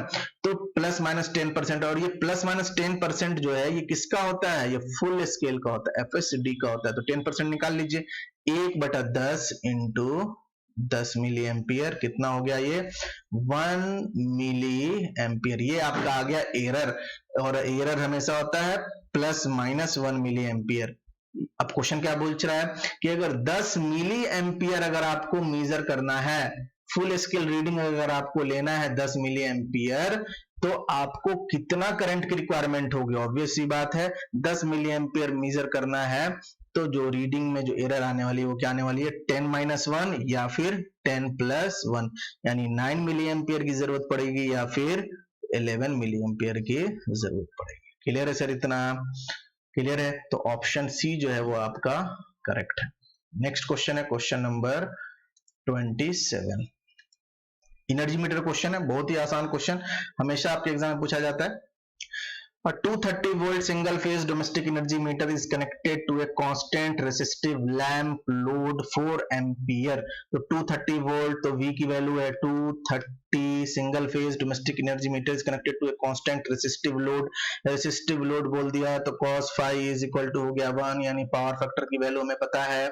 नेक्स्ट क्वेश्चन, नेक्स्ट पॉइंट यहाँ पे करंट की वैल्यू है 4 ampere. Very good, everything is given, ठीक है ना। इट मेक्स 2300 रेवोल्यूशन, यानी नंबर ऑफ रेवोल्यूशन जो है उसका कितना है, 2300, कितने घंटे में, टाइम दिया हुआ है 5 आवर्स में। तो यहां तो कुछ करना ही नहीं है, बहुत ही सिंपल सा क्वेश्चन है।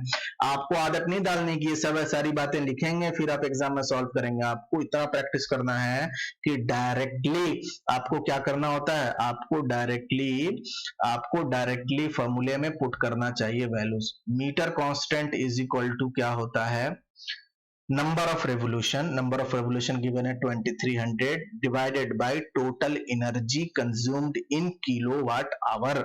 याद रखिएगा, 1 यूनिट्स में लेते हैं, जो आपका किलोवाट आवर्स में हम लोग बात कर रहे होते हैं। क्या होता है यूनिट, क्या होता है मीटर कांस्टेंट का, रेवोल्यूशन पर किलोवाट आवर, तो किलोवाट आवर में करना है। चलिए, वोल्टेज गिवन है 230, तो voltage into current into power factor, ये क्या देगा, ये देगा आपका power. Voltage into current into power, V I into cos phi, ये क्या देगा आपको, पावर। बट पावर देगा किस में, वाट में, चूंकि वोल्टेज वोल्ट में है, करंट एम्पियर में है, पावर फैक्टर 1 है, तो इसको किलो वाट में चेंज करना पड़ेगा। तो 1000 से क्या करेंगे, डिवाइड, ठीक है। ये तो आया पावर किलो वाट में, बट टाइम से मल्टीप्लाई करेंगे तभी तो एनर्जी मिलेगा, और टाइम कितना है 5 आवर, तो 5 यहां पे लिख दिया मैंने। और इसको अगर हम लोग सॉल्व करेंगे तो ओवरऑल हमारी जो वैल्यू आने वाली है वो आएगी 500, यानी ऑप्शन बी जो होगा वो करेक्ट होगा। एक बार चेक कर लीजिएगा, 230 है, ये कितने मरतबे जाएगा, 10 टाइम्स। इसको सॉल्व अगर करें तो मैं कर देता हूं, ये 1000 है, यहाँ 10 है पहले से, ये हो जाएगा 20। अगर इसको हम लोग सॉल्व कर लें तो कितना हो जा रहा है, 500। तो ऑप्शन बी जो है वो आपका करेक्ट आंसर होने वाला है। नेक्स्ट क्वेश्चन, क्वेश्चन नंबर 28, बहुत ही सिंपल सा क्वेश्चन है, एकदम मतलब देसी क्वेश्चन, हमेशा क्वेश्चन ये आता है, ठीक है ना। तो इसमें तो आपको एकदम कंठस्थ होना चाहिए, आपको पेन भी उठाने की जरूरत नहीं पड़नी चाहिए। In 2 wattmeter method of measuring 3 phase power factor is 0.5, cos phi की वैल्यू कितनी है, 0.5 cos फाई, ठीक है ना। Then one of the wattmeter will read, ठीक है ना। समझिएगा बात को अच्छे से,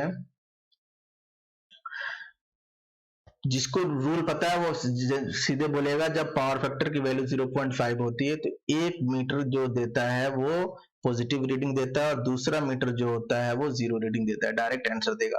बट जिसे नहीं पता वो यहां से कर सकते हैं।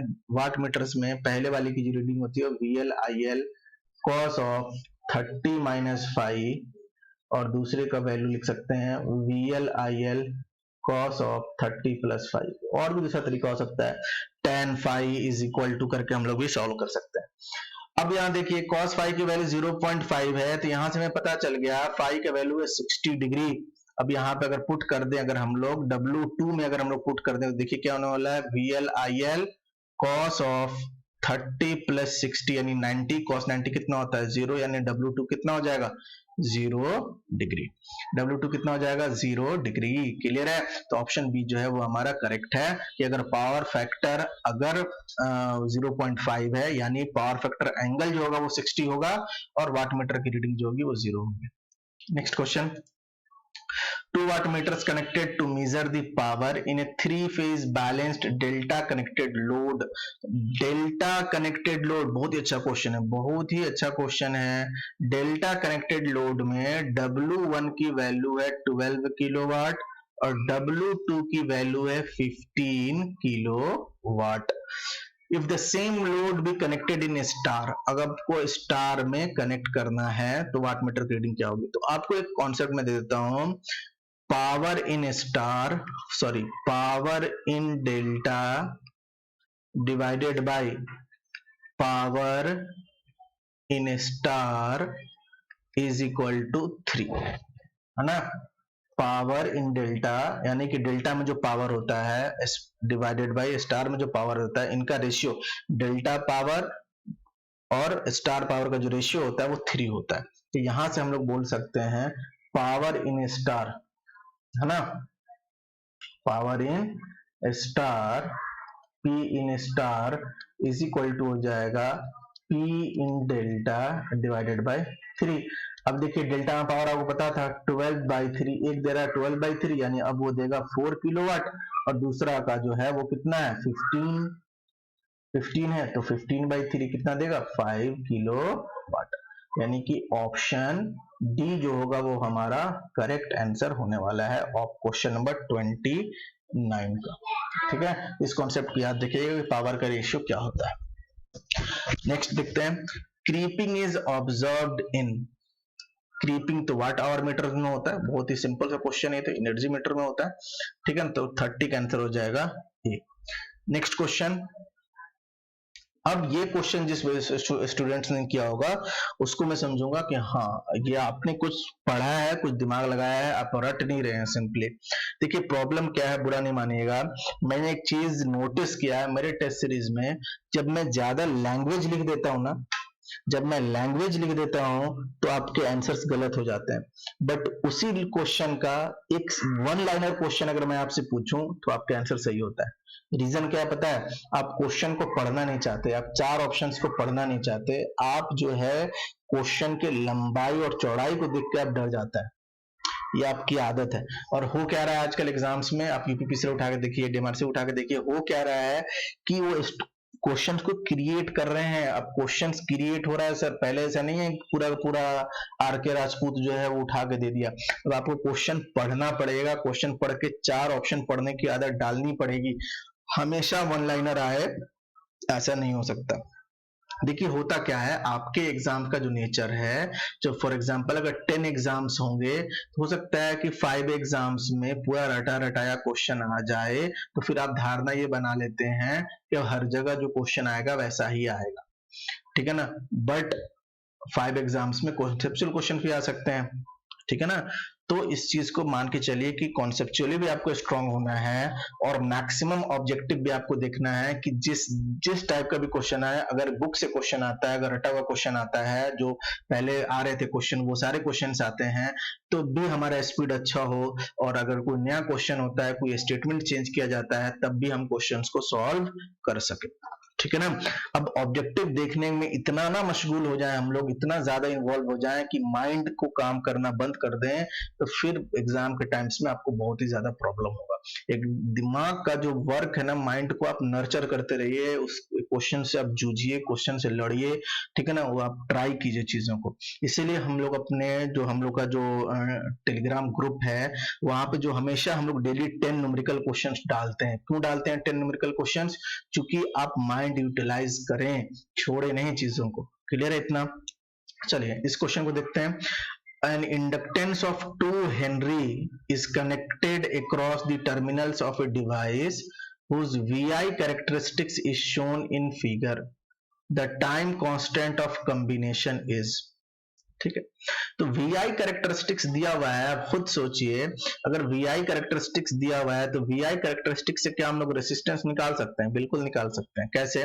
देखिए ये आपका दे देगा वोल्टेज और करंट कितना है ये, या फिर आप ये मान लीजिए कि जो स्लोप होता है, स्लोप का जो आपका इनवर्स, उसका जो इसका जो स्लोप होगा 2/10, अगर इसका हम लोग स्लोप निकालें, एक्चुअल में स्लोप तो निगेटिव आएगा बट हम लोग सिर्फ मैग्नीट्यूड की बात कर रहे हैं, ये हो जाएगा 2/10, ये हो जाएगा 1/5। तो ये तो देगा कंडक्टेंस, बट रेसिस्टेंस निकालने के लिए इसको रिवर्स कर दीजिए, तो 5 ओम आपका क्या आ जाएगा? रेसिस्टेंस। तो 5 ओम अगर आपका रेसिस्टेंस है और L की वैल्यू दी हुई है कितनी? 2 हेनरी, तो आप बताइए टाइम कांस्टेंट नहीं बता सकते हैं? कितना आसान क्वेश्चन है। L/R 2/5 यानी कि 0.4। Option B is correct. Next question देख लेते हैं। IV कैरेक्टरिस्टिक क्या मिलेगा? रेसिस्टेंस, कंडक्टेंस, ये निकाल सकते हैं। नेक्स्ट क्वेश्चन, ये भी अच्छा क्वेश्चन है। In VI characteristics of a network of a figure A is shown in figure B, the maximum power dissipated in the variable resistor is connected across AB। अब देखिए यहाँ पे ग्राफ बना हुआ है, समझिए, ग्राफ को पढ़ने आना चाहिए। यहाँ पर ध्यान से देखिए, यहाँ लिखा हुआ है एक्सिस में करंट, ठीक है ना, और इधर लिखा हुआ है वोल्टेज, या यहाँ लिखा हुआ है करंट, कोई दिक्कत नहीं है, वही एक्सिस है ना। यहाँ पर एक स्ट्रेट लाइन है जो इसको यहाँ पे कट कर रहा है, ठीक है ना। यहाँ कट कर रहा है -40 वोल्ट पे और यहाँ कट कर रहा है -4 एम्पियर, ठीक है ना। आप एक चीज बताइए कि जब यहाँ पर ये जो पॉइंट होगा, यानी कि नेगेटिव वाई एक्सिस की मैं बात कर रहा हूँ, नेगेटिव वाई एक्सिस पे आप मुझे बताइए यहाँ वोल्टेज की वैल्यू कितनी होगी? 0, यानी कि करंट है और वोल्टेज 0 है।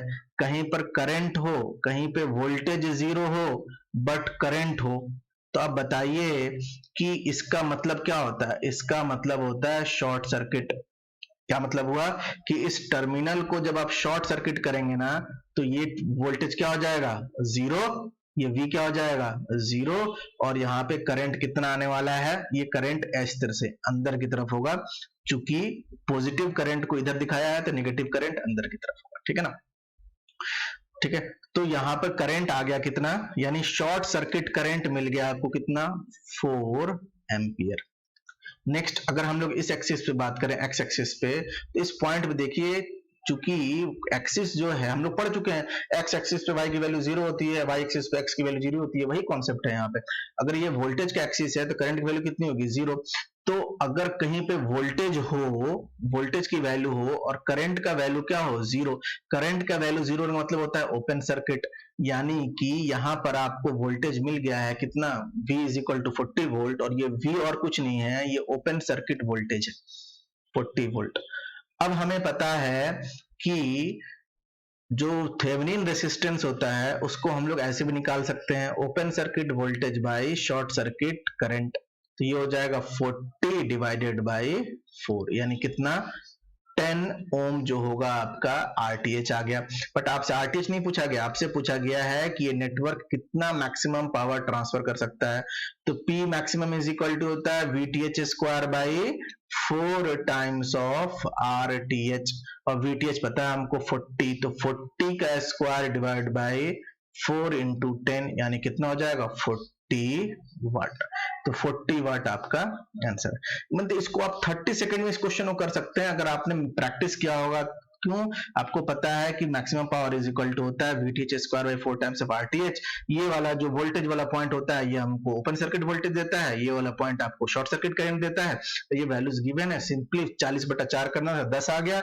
RTH पता है, सिंपली फॉर्मूला लगा देंगे, VTH square by 4 times of RTH, हमारा आंसर आ जाएगा। 30 सेकंड बहुत हो गया इस तरह के क्वेश्चंस के लिए। अब ये देखिए बहुत ही अच्छा क्वेश्चन है, find the circuit shown find for the circuit shown in figure the value of I x. Value of I x बताना। कितना सिंपल क्वेश्चन है, पता नहीं कितने लोगों ने किया हुआ है। देखिए यहाँ पे एमीटर गिवन है। क्या गिवन है? एमीटर। एमीटर का इंटरनल रेजिस्टेंस क्या होता है? 0। यहाँ पे क्या इसकी कुछ इंटरनल रेजिस्टेंस वैल्यू गिवन है? क्या नहीं गिवन है तो आइडियल मानेंगे ना बाय डिफॉल्ट। तो आइडियल मान लेते हैं इसको और इसकी वैल्यू हो जाएगी, इंटरनल रेजिस्टेंस वैल्यू हो जाएगी 0। अब बताइए क्या अब ये सर्किट आपके लिए कितना आसान हो गया? अब इस सर्किट को आप बोल सकते हैं कि ये सिंपल सा सर्किट है, एकदम बच्चा वाला सर्किट आपके लिए। 12 वोल्ट और ये क्या है? 1 ओम, और ये क्या है? 2 ओम, 1 ओम, 2 ओम, और यहां पर भी कितना है? 2 ओम ही है। बताइए क्या ये दोनों पैरेलल हो गए? क्या ये दोनों पैरेलल हैं? अगर ये दोनों पैरेलल हैं तो पैरेलल का वैल्यू हो जाएगा 1 ओम। 1 ओम और 1 ओम कितना हो जाएगा? 2 ओम। 12 बाई 2 यानी कितना? 6 एम्पियर। तो 6 एम्पियर तो खैर यहां तक आएगा, 6 एम्पियर। अब बताइए ये क्या? ये 6 एम्पियर 2 ओम और 2 ओम में डिवाइड होगा क्या? बिल्कुल डिवाइड होगा। तो डिवाइड होगा कितना आएगा? 3 एम्पियर। यही तो आपका आंसर हो गया, 3 एम्पियर। बोलिए आपको 2 ओम में ही करंट बताना था ना, इस वाले 2 ओम में आपको करंट बताना था।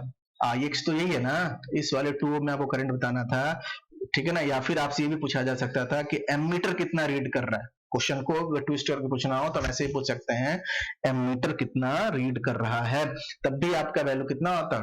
3 एम्पियर ही तो आता, क्योंकि 6 एम्पियर इंटर कर रहा है और पैरेलल में है तो 2 ओम अगर पैरेलल में है तो इक्वली डिवाइड होंगे ना करंट। तो 6 एम्पियर का हाफ कर देंगे 3 एम्पियर। तो आंसर जो है आपका सी है। नेक्स्ट क्वेश्चन देखते हैं। ये बहुत ही अच्छा क्वेश्चन है।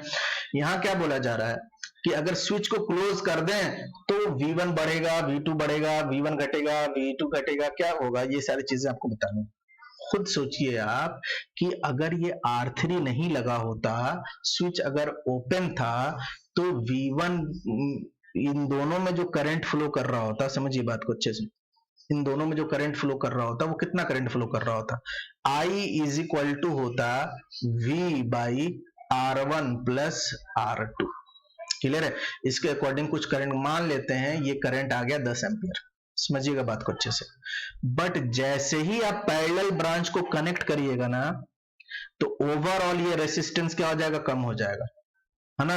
ये ओवरऑल रेसिस्टेंस क्या हो जाएगा? कम हो जाएगा। पैरेलल ब्रांच जैसे ही आता है रेसिस्टेंस घट जाता है। क्या करने का मतलब है कि मैं बोलूं कि एक रेसिस्टेंस है यहाँ पे 2 ओम, इसके पैरेलल में अगर मैंने 1 ओम लगा दिया ना, तो इसका इक्विवेलेंट वैल्यू जो आएगा ना वो 1 ओम से भी छोटा होगा।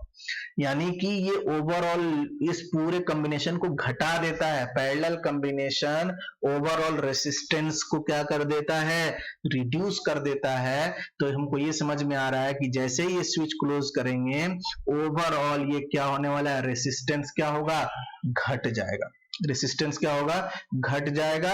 सप्लाई वोल्टेज तो वही है, ओवरऑल करंट बढ़ जाएगा। तो करंट अगर बढ़ेगा तो बताइए R2 में ज्यादा करंट फ्लो करेगा ना। अब अगर R2 में ज्यादा करंट फ्लो करेगा तो V2 क्या होगा? इंक्रीज होगा। तो ऑप्शन बी नहीं हो सकता, ऑप्शन सी नहीं हो सकता, ऑप्शन ए, ऑप्शन डी में से आंसर हो सकता है। नेक्स्ट देखते हैं हम लोग। अब बताइए, चूंकि ओवरऑल रेसिस्टेंस यहाँ का घटा है तो ये V1 जो वोल्टेज वो भी घट जाएगा ना, चूंकि V1 इज इक्वल टू क्या होगा? I इंटू आर इक्विवेलेंट, इन दोनों का parallel, I into R1 R3 by R1 plus R3 लिखिएगा ना, ठीक है ना। क्लियर है? तो ओवरऑल रेसिस्टेंस घटा तो ओवरऑल वोल्टेज भी घट जाएगा यहाँ पर, ठीक है ना। क्लियर है? इतना करंट तो बढ़ ही रहा है बट ओवरऑल वोल्टेज क्या होगा? ओवरऑल वोल्टेज जो है वो घट जाएगा। क्लियर है सर? इतना तो V2 की वैल्यू क्या होगी? इंक्रीज होगी, क्योंकि वोल्टेज तो उतना ही है। समझिए बात को अच्छे से, ये वोल्टेज V1 तो उतना ही है, ठीक है ना, जितना पहले था। अगर यहाँ पे आपने 20 वोल्ट सप्लाई किया था तो ये 20 वोल्ट ही है। ये अब ज्यादा ले रहा है तो ऑब्वियस सी बात है इसको कम लेना होगा। यानी ऑप्शन ए जो है वो हमारा करेक्ट आंसर है। ठीक है, बहुत ही बेसिक सा क्वेश्चन था। 1 कूलम्ब इज इक्वल टू, देखिए coulomb Q is equal to हम लोग लिख सकते हैं N इंटू ई। Q क्या है? चार्ज। N क्या है? Charge in coulomb. N क्या है? Number of electrons. और E क्या है? Charge on 1 electron. तो Q की वैल्यू कितनी है? 1 coulomb is equal to n आपको बताना है, और इसकी वैल्यू कितनी है 1 पॉइंट, कितना होता है इसका वैल्यू, इलेक्ट्रॉन का charge 1.6 into 10 to the power of minus 19। इसको सॉल्व कर देंगे, n इज इक्वल टू हो जाएगा 1 by 1.6 into 10 to the power of minus 19। ये माइनस 19 ऊपर जाएगा तो ये हो जाएगा प्लस 19 डिवाइडेड बाई 1.6। ठीक है ना। तो यहां से भी आप अंदाजा लगा सकते हैं, देखिए सब में 6 तो सेम है। ठीक है ना, तो इस वैल्यू के बारे में सोचना ही नहीं है। आप बताइए पॉइंट है, ज्यादा से ज्यादा हटेगा तो 20 होगा या 20 से 18 होगा, यही हो सकता है ना। तो ऑप्शन डी जो होगा वो क्या होगा, करेक्ट होगा। ठीक है, क्लियर है। 6 पॉइंट समथिंग समथिंग वैल्यू आती है, 6.25 शायद आता है इसका वैल्यू, तो इसलिए आंसर ये देंगे। नेक्स्ट क्वेश्चन देख लेते हैं। The force between two charges of 2 coulombs each if placed at a distance of 2 meters apart in air will be। तो फोर्स इज इक्वल टू होता है 1/4 pi epsilon not epsilon r q1 q2 by r square. ठीक है ना। अब देखिए चूंकि इसके चार्ज की वैल्यू कितनी है 2, तो 2 इंटू 2 डिवाइडेड बाई डिस्टेंस कितना है 2, तो 2 का स्क्वायर, और 1/4 पाई एप्सिलॉन नॉट, और एप्सिलॉन आर की वैल्यू कितनी हो जाएगी 1, और 1/4 पाई एप्सिलॉन नॉट को हम लोग के बोल सकते हैं, या फिर इसकी वैल्यू होती है 9 into 10 to the power of 9। ठीक है ना, 9 into 10 to the power of 9। इसको सॉल्व करेंगे तो हमारा आंसर आएगा 9 into 10 to the power of 9 newton. तो ऑप्शन सी जो होगा वो हमारा करेक्ट होने वाला है। ठीक है, वैल्यूज याद रखिएगा, 1/4 पाई एप्सिलॉन नॉट का वैल्यू आपको याद होना चाहिए। आपको एप्सिलॉन नॉट का वैल्यू याद होगा 8.85 into 10 to the power of minus 12। अब आप 1/4 पाई एप्सिलॉन नॉट की वैल्यू याद रखिए, 9 into 10 to the power of 9 होता है। नेक्स्ट क्वेश्चन देखेंगे। In an AC inductive circuit condenser is used. Condenser is use, condenser किस लिए यूज करेंगे इंडक्टिव सर्किट्स में। इंडक्टिव सर्किट्स में, एसी इंडक्टिव सर्किट्स में कंडेंसर अगर यूज करेंगे तो पावर फैक्टर जो है वो इंप्रूव होगा। कैसे इंप्रूव होगा चलिए समझ लेते हैं। मान लेते हैं कि एक इंडक्टिव सर्किट है, क्लियर है। मान लेते हैं एक आपका आरएल सर्किट था, क्लियर है। पहले क्या था, आरएल सर्किट था, तो यहां पे था आपका आर, और यहां पे होगा आपका एक्सेल, क्लियर है। बट अगर आपने यहाँ पे एक सी लगा दिया, ठीक है ना। अच्छा, तो ये आपका बन रहा था Z, ये आपका बन रहा था Z, और ये आपका था पावर फैक्टर φ1, पहले केस का φ1। दूसरे केस में मैं बोल रहा हूं कि मैंने कैपेसिटर लगा दिया, तो अब यहाँ पे एक आएगा XC, क्या आएगा XC, ठीक है ना। तो ओवरऑल अब जो बनने वाला है आपका नेट रिएक्टेंस जो हो जाएगा XL माइनस XC हो जाएगा। ध्यान से समझिए, ये हो जाएगा XL माइनस XC। अब जो एंगल बनेगा इंपिडेंस एंगल या फिर पावर फैक्टर एंगल φ2, बताइए कौन बड़ा है, φ2 इज लेस देन φ1। अगर एंगल छोटा है तो cos φ2 is more than cos φ1, यानी कि power factor 2 is more than power factor 1। तो पावर फैक्टर क्या हो गया, इंप्रूव हो गया, हम लोग बोल सकते हैं। तो जब भी आप इंडक्टिव सर्किट्स में, चाहे पैरेलल हो चाहे सीरीज हो, उससे मतलब नहीं है, तो इंडक्टिव सर्किट्स में जब भी कैपेसिटिव सर्किट उसको इंट्रोड्यूस करेंगे तो पावर फैक्टर क्या होता है हमारा, इंप्रूव होता है। तो ऑप्शन बी जो होगा वो करेक्ट आंसर है। और भी बहुत सारे तरीके हैं चीज इसको समझाने के। Next question. In a parallel plate capacitor of capacitance C and electric field E, if a dielectric slab with dielectric constant of 7 is introduced to fill capacitor completely, the electric field will become। तो देखिए ध्यान से समझिए चीजों को अच्छे से।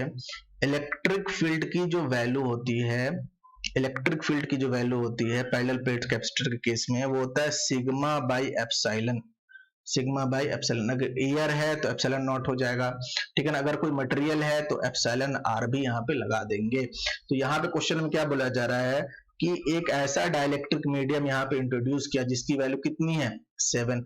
तो मान लेते हैं पहले इलेक्ट्रिक फील्ड था epsilon by sigma by epsilon not, इसको बोलते हैं सरफेस चार्ज डेंसिटी, ये क्या है E है, क्लियर है? अब क्या बोला जा रहा है, अब वहां एक मीडियम आ गया, तो मीडियम आ गया तो इलेक्ट्रिक फील्ड की वैल्यू हो जाएगी ई dash sigma by epsilon naught की जगह पे आ जाएगा 7 टाइम्स ऑफ एप्सिलॉन नॉट, और ये पहले से कितना था, ये था इलेक्ट्रिक फील्ड, तो E dash is equal to हो जाएगा ई बाई 7, यानी ऑप्शन बी जो है वो आपका करेक्ट आंसर होने वाला है। क्वेश्चन नंबर 39 का ऑप्शन बी जो होगा वो करेक्ट होगा।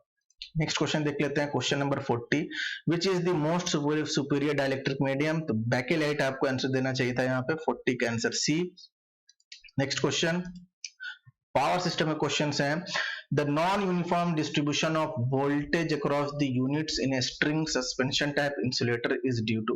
तो भाई अगर हम लोग इंसुलेटर की बात कर लें तो इंसुलेटर में तो हम लोग ये देखते हैं कि एक एक डिस्क को हम लोग इक्विवेलेंट कैपेसिटेंस से रिप्लेस करते हैं। सारे डिस्क अगर आइडेंटिकल हों, यहाँ पे इस तरह से मैं कर देता हूँ, चलिए, सारे डिस्क अगर आइडेंटिकल हों तो सबको हमने सी बोला, सी सी सी। अब देखिए होता क्या है, मेटल पिन और अर्थ के बीच में ये जो मेटालिक पार्ट्स है पोल का, उनके बीच में भी एक कैपेसिटेंस बनता है जिसको हम लोग सी डैश बोलते हैं।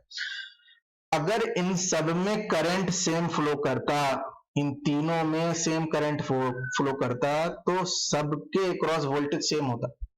चूंकि सबका सी सेम है तो सबका एक्सी सेम होगा, चूंकि एक्सी होता है 1 बाई ओमेगा सी। अगर एक्सी सेम होता है तो वोल्टेज भी सेम होता, चूंकि वोल्टेज होता है I into XC, voltage into reactance, तो सबका वोल्टेज सेम होता और स्ट्रिंग एफिशिएंसी जो होता वो क्या होता, मैक्सिमम होता, 100% होता। सबका वोल्टेज सेम होता। सबके वोल्टेज सेम होने का वजह क्या, नहीं होने का वजह यह है कि चूंकि सब में करंट सेम नहीं होता। सब में करंट सेम इसलिए नहीं होता चूंकि ये जो लीकेज कैपेसिटेंस है, लीकेज कैपेसिटेंस के थ्रू कुछ करंट इधर फ्लो कर जाएगा। आज बात समझ में कि नहीं, इसीलिए सबके क्रॉस वोल्टेज सेम नहीं होता है, ठीक है ना। तो कौन सा आंसर हो जाएगा, the existence of stray capacitance between the metallic junction of units and tower body. तो ऑप्शन सी जो है वो करेक्ट आंसर है।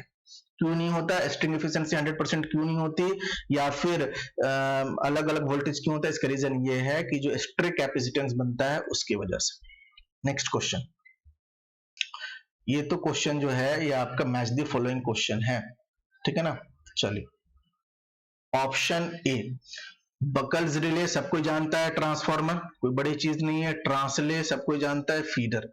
तो ए बी में कोई दिक्कत नहीं होना चाहिए, तो ए का 2 बी का 1, तो ए का 2 बी का 1, तो ऑप्शन डी गया, ऑप्शन ए गया, बी या सी में से कोई आंसर हो सकता था, ठीक है ना। हमेशा जब भी मैच द फॉलोइंग क्वेश्चन हो, अब इस तरह के क्वेश्चन मैं आपको क्यों देता हूं, आप कहिएगा मेरे एग्जाम में तो आता नहीं है, आपके एग्जाम में आता हो या ना आता हो, आप एक क्वेश्चन से आपने 4 क्वेश्चन कर लिया।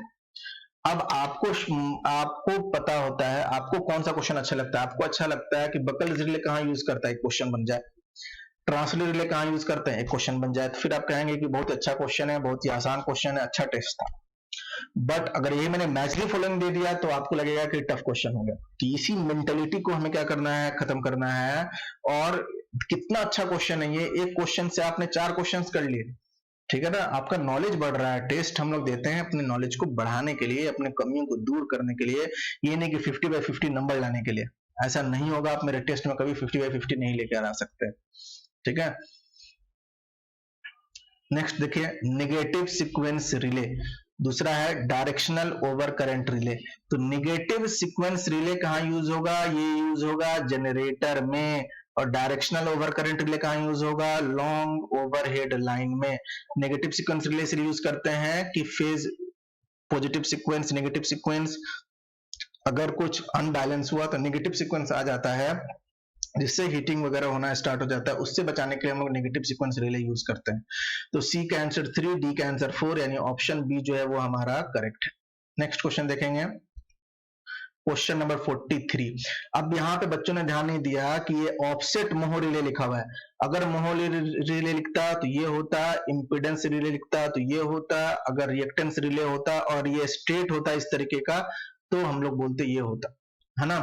RX कैरेक्टरिस्टिक्स इसको बोलते हैं, क्या बोलते हैं, RX कैरेक्टरिस्टिक्स, ठीक है ना। बट ऑफसेट मोह रिले है तो ऑफसेट मोह रिले में ये वाला हम लोग आंसर देंगे। ठीक है ना। तो अगर आपने पढ़ा है तभी आंसर दे सकते हैं, इसमें कोई दिमाग लगाने वाली बात नहीं थी। नेक्स्ट क्वेश्चन देखते हैं। बहुत ही अच्छा क्वेश्चन है ये, इस तरह क्वेश्चन आप एग्जाम में एक्सपेक्ट कर सकते हैं, खास करके एसएससी जेईई में, और बहुत मिनटों में क्वेश्चन आप सॉल्व कर सकते हैं। सिर्फ फॉर्मूला आपको याद होना चाहिए। आपको मैं फॉर्मूला लिखा देता हूं। Z per unit new is equal to होता है Z per unit old into kVA old, sorry kV old by kV new का whole square into MVA new divided by MVA old. कोई एक याद रखिए कि एमवीए वाला न्यू बाई ओल्ड होगा, क्योंकि न्यू वाला निकालना है, इस तरह से याद रखिए।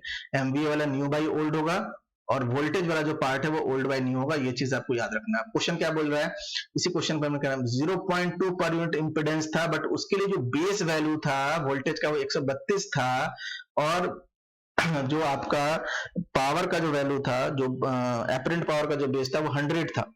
यानी कि यहाँ जो आपका फॉर्मूला बनेगा 0.2 इंटू केवीए ओल्ड, 132 तो आना है न्यूमरेटर में, 132 न्यूमरेटर में आना है, तो ऑप्शन ए और ऑप्शन डी कैंसिल आउट हो गया, divided by kVA new, kV new on a base of 220 kV, on a base of 220 kV, तो 220 केवी यहाँ आ जाएगा का होल स्क्वायर हो जाएगा into MVA new, new MVA कितना है 50, तो 50 यहां लिख लीजिए, 50 डिवाइडेड बाई ओल्ड एमवीए कितने था 100 इंटू 100। एग्जैक्टली सॉल्व यहां नहीं करना है क्योंकि ऑप्शन में सॉल्व करके नहीं लिखा हुआ, तो ऑप्शन बी जो है, सॉरी ऑप्शन सी जो है वो हमारा करेक्ट होने वाला है, 50/100। वेरी गुड, 44 का आंसर हो जाएगा सी।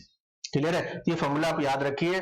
अगर आपके पास कोई पर यूनिट इंपेडेंस या रिएक्टेंस की वैल्यू गिवन है किसी एक पार्टिकुलर बेस पर, और फिर से आपसे अगर पूछा जा रहा है कि पर यूनिट इंपेडेंस या रिएक्टेंस बताइए, और एक नया बेस यानी वोल्टेज और पावर की वैल्यू दी हुई है जिसको बेस मानना है आपको, तो ये फॉर्मूला आपको अप्लाई करना होगा। Next question, question number 45।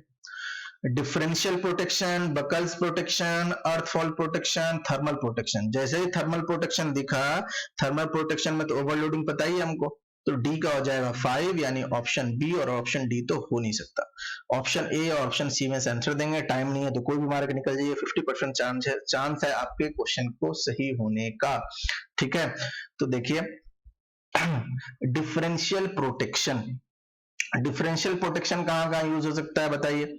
Differential protection कहां कहां यूज हो सकता है। डिफरेंशियल प्रोटेक्शन जो है फेज टू फेज फॉल्ट हो या फिर फेज टू ग्राउंड फॉल्ट हो, वहां यूज होगा, यानी कि ए का आंसर हो जाएगा 1। तो ऑप्शन ए और सी दोनों में 1 है, आपको चेक ही नहीं करना था। ठीक है, अब आ जाते हैं अर्थ फॉल्ट प्रोटेक्शन है, बोलिएगा फेज टू ग्राउंड, बहुत ही फेमस चीज है तो फेज टू ग्राउंड में ग्राउंड फॉल्ट के लिए अर्थ फॉल्ट प्रोटेक्शन यूज करते हैं। तो देखिए सी का 2 दोनों में है, यानी यहां से भी काम नहीं चलेगा, डी का 5 भी दोनों में है, यहां से काम नहीं चलेगा, आपको बी तो बताना ही पड़ेगा।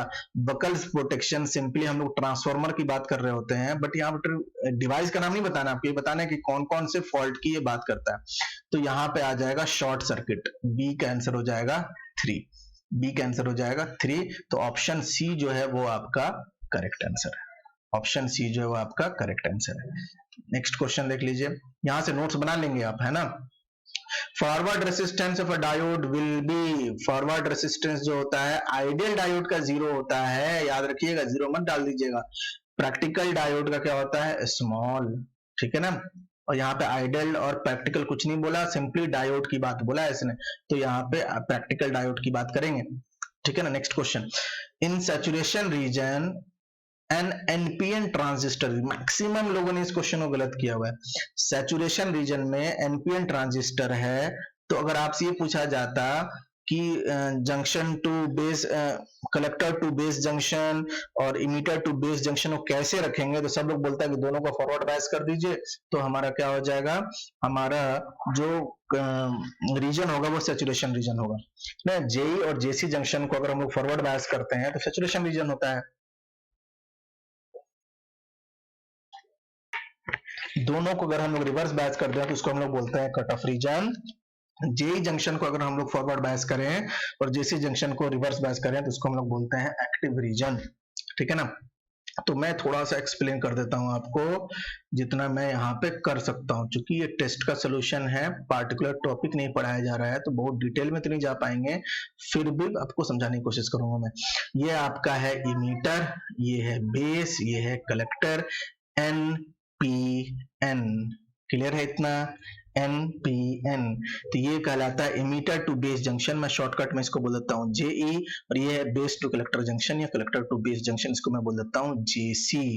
अब बताइए सैचुरेशन रीजन करना है, यानी कि दोनों को करना होगा फॉरवर्ड बायस, तो फॉरवर्ड बायस करिएगा, तो फॉरवर्ड बायस का मतलब होता है P साइड को पॉजिटिव से कनेक्ट करना और N साइड को नेगेटिव से कनेक्ट करना, यानी कि ये क्या है, ये आ गया VBE।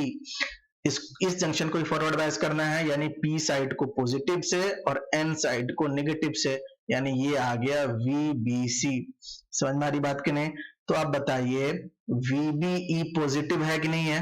भाई VBE तो बोल रहे हो तुम, तो VBE तो हो गया पॉजिटिव, बट ऑप्शन में VCB को पॉजिटिव लिखा है, VCB को नेगेटिव लिखा है। क्या ये VCB है या VBC है? याद रखिएगा, VBC is equal to minus of VCB, याद रखिएगा। VBC बोलने का मतलब हुआ B हाई पोटेंशियल पे, C लो पोटेंशियल पे। VCB बोलने का मतलब हुआ कि C हाई पोटेंशियल पे है और B लो पोटेंशियल पे है, ठीक है ना, ये सिंबॉलिक वे है रिप्रेजेंट करने का।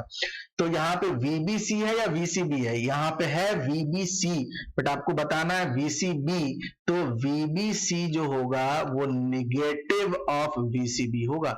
हम लोग बोल सकते हैं कि फॉरवर्ड करने, ये सैचुरेशन रीजन के लिए VCB वोल्टेज जो आएगा वो आएगा नेगेटिव, और VBE वोल्टेज जो आएगा वो आएगा पॉजिटिव। अगर आपको रूल याद होगा तभी आप इस तरह के क्वेश्चंस को सॉल्व कर सकते हैं, और ये आपके लेवल का क्वेश्चन है, ये बिल्कुल नहीं कहिएगा कि आपके लेवल का क्वेश्चन नहीं है, आपके एग्जाम में हमेशा पूछा जाता है। और सैचुरेशन रीजन में transistor as a on switch काम करता है, याद रखिएगा। Next question, ICBO in a transistor can be reduced by reducing. देखिए ICBO जो है ना वो लीकेज करंट है कॉमन बेस कॉन्फ़िगरेशन में, और ICBO यानी कि लीकेज करंट या फिर ICEO, ये सारे करंट जो हैं टेम्परेचर डिपेंडेंट होते हैं, माइनॉरिटी चार्ज कैरियर के वजह से लीकेज करंट फ्लो करता है। तो अगर इसको रिड्यूस करना है तो टेम्परेचर को रिड्यूस करना पड़ेगा, ठीक है ना, यानी कि ऑप्शन डी जो है वो आपका आंसर होगा। आई होप आपको समझ में आया मैं क्या बोलना चाह रहा हूं। फिर से मैं रिपीट करता हूं, जो लीकेज करंट होता है वो माइनॉरिटी चार्ज कैरियर्स की वजह से होता है, और minority charge carriers covalent bond के टूटने से बनते हैं, और कोवैलेंट बॉन्ड जो टूटता है वो टेम्परेचर की वजह से टूटता है, ठीक है ना। तो टेम्परेचर अगर हम लोग रिड्यूस करेंगे तो माइनॉरिटी चार्ज कैरियर्स की संख्या रिड्यूस हो जाएगी, तो जो लीकेज करंट है उसकी वैल्यू भी रिड्यूस हो जाएगी। तो ऑप्शन डी जो होगा वो करेक्ट होगा। Next question, which of the following specification is not correct. याद रखिएगा क्या पूछा गया है, नॉट करेक्ट। बहुत लोगों ने ध्यान नहीं दिया होगा इसको। Not correct for a common collector amplifier, common collector amplifier. तो कॉमन कलेक्टर एम्पलीफायर में याद है हम लोग गामा पढ़ते थे, गामा का मतलब हाई करंट गेन। सबसे ज्यादा करंट गेन किसका होता है, सबसे कम होता है अल्फा, फिर बीटा, फिर गामा। तो सबसे ज्यादा हाई करंट गेन किसका होगा, ये तो सही है। हाई इनपुट इंपेडेंस बिल्कुल सही है। लो आउटपुट इंपेडेंस ये भी सही है। हाई वोल्टेज गेन, जब हाई करंट गेन हो गया तो हाई वोल्टेज गेन तो कभी नहीं आएगा। तो ऑप्शन सी जो होगा ये आपका आंसर होने वाला है। नॉट करेक्ट पूछा गया है आपसे, ना कि करेक्ट पूछा गया हुआ है, ठीक है ना। तो ऑप्शन सी जो है वो आपका करेक्ट है। नेक्स्ट क्वेश्चन, सेम तरीके से in cut off region NPN transistor, तो कट ऑफ रीजन के लिए दोनों जंक्शन को रिवर्स बायस रखना पड़ता है। क्या करना पड़ता है, फिर से बोलिए, रिवर्स बायस रखना पड़ता है दोनों जंक्शन को। ये इमीटर है, ये बेस है, ये कलेक्टर है, ठीक है ना। ये आपका जेई जंक्शन है, ये आपका जेसी जंक्शन है, दोनों को रिवर्स बायस रखना है। रिवर्स बायस रखने का मतलब एन साइड को positive terminal of battery, P side को नेगेटिव टर्मिनल ऑफ बैटरी, ठीक है ना। रिवर्स बायस रखने का मतलब पी साइड को नेगेटिव टर्मिनल और एन साइड को पॉजिटिव टर्मिनल। तो ये तो देखिए पॉजिटिव टर्मिनल हाई वोल्टेज है ना, तो इसको VC भी बोल सकते हैं क्या, क्योंकि C हाई पर है, यहाँ पर E हाई पर है, तो इसको क्या बोल सकते हैं, VE भी बोल सकते हैं क्या। अब ऑप्शन देख लेते हैं हम लोग। VCB पॉजिटिव, बिल्कुल सही है, VCB पॉजिटिव होगा option A, VCB positive. VBE negative, बिल्कुल सही, क्योंकि VEB पॉजिटिव है, VEB क्या है, पॉजिटिव, तो VBE क्या होगा, नेगेटिव, यानी इसका भी आंसर क्या होगा, option A. VCB negative, no, both positive both negative, ये तो कभी नहीं हो सकता, तो ऑप्शन ए जो है वो आपका करेक्ट आंसर है इस क्वेश्चन का। तो आई होप आपको सोल्यूशन समझ में आया होगा। कोई डाउट है, कोई प्रॉब्लम है, तो आप जरूर कांटेक्ट कर सकते हैं, मैसेज कर दीजिए, नीचे कमेंट कर दीजिए, और मैं टेलीग्राम का लिंक डिस्क्रिप्शन में डाल दूंगा, उसको भी आप लोग फॉलो कर लीजिएगा, टेलीग्राम को, ग्रुप को, क्योंकि वहां पे डेली सुबह 10 बजे एक क्विज होता है और रात में 9 बजे भी एक क्विज होता है, तो आप उसको ज्वाइन कर लीजिए।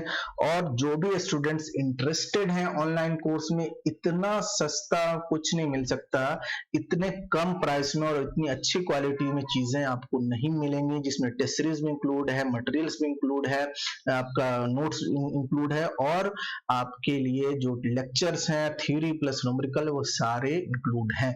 क्लियर है सर इतना?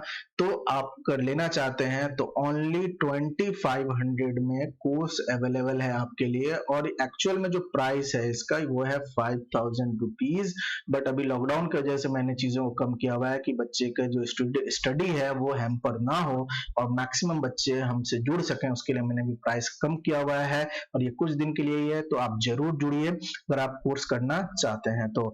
और एक चीज की तो गारंटी है, लाइफ टाइम आप रिग्रेट नहीं करेंगे, लाइफ टाइम आप कभी रिग्रेट नहीं करेंगे कि मैंने कोई कोर्स लिया था और वहां से मैंने कुछ सीखा नहीं। आप बहुत कुछ सीखेंगे और आपका लेवल जो है वो बहुत ही अच्छा होने वाला है। आप बस एक बार 2500 को यूज कर लीजिए, आप लाइफ टाइम रिग्रेट नहीं करेंगे कि मैंने कुछ सीखा नहीं और एग्जाम में मेरा इंप्रूवमेंट नहीं हुआ, ऐसा आप कह ही नहीं सकते, ठीक है ना। और जिन लोगों ने अभी तक ऐप डाउनलोड नहीं किया हुआ है वो अभी जाके ऐप डाउनलोड कीजिए, प्ले स्टोर में सक्सेस टेक्निकल कैंपस सर्च मारिए और ऐप डाउनलोड कीजिए, चूंकि मटेरियल्स वहां मिलता है, हफ्ते में 2 से 3 दिन आपको फुल टेस्ट सीरीज वहां मिल रहा है फ्री में, 1 रुपया भी आपसे नहीं लिया जा रहा है, और वहां पर जो टेस्ट सीरीज है उसमें technical plus non technical full test series आपको मिलेगा, ठीक है ना। तो इस वीडियो में इतना ही, फिर नेक्स्ट टेस्ट का भी सोल्यूशन मैं जल्दी डालूंगा, ठीक है। Okay, bye.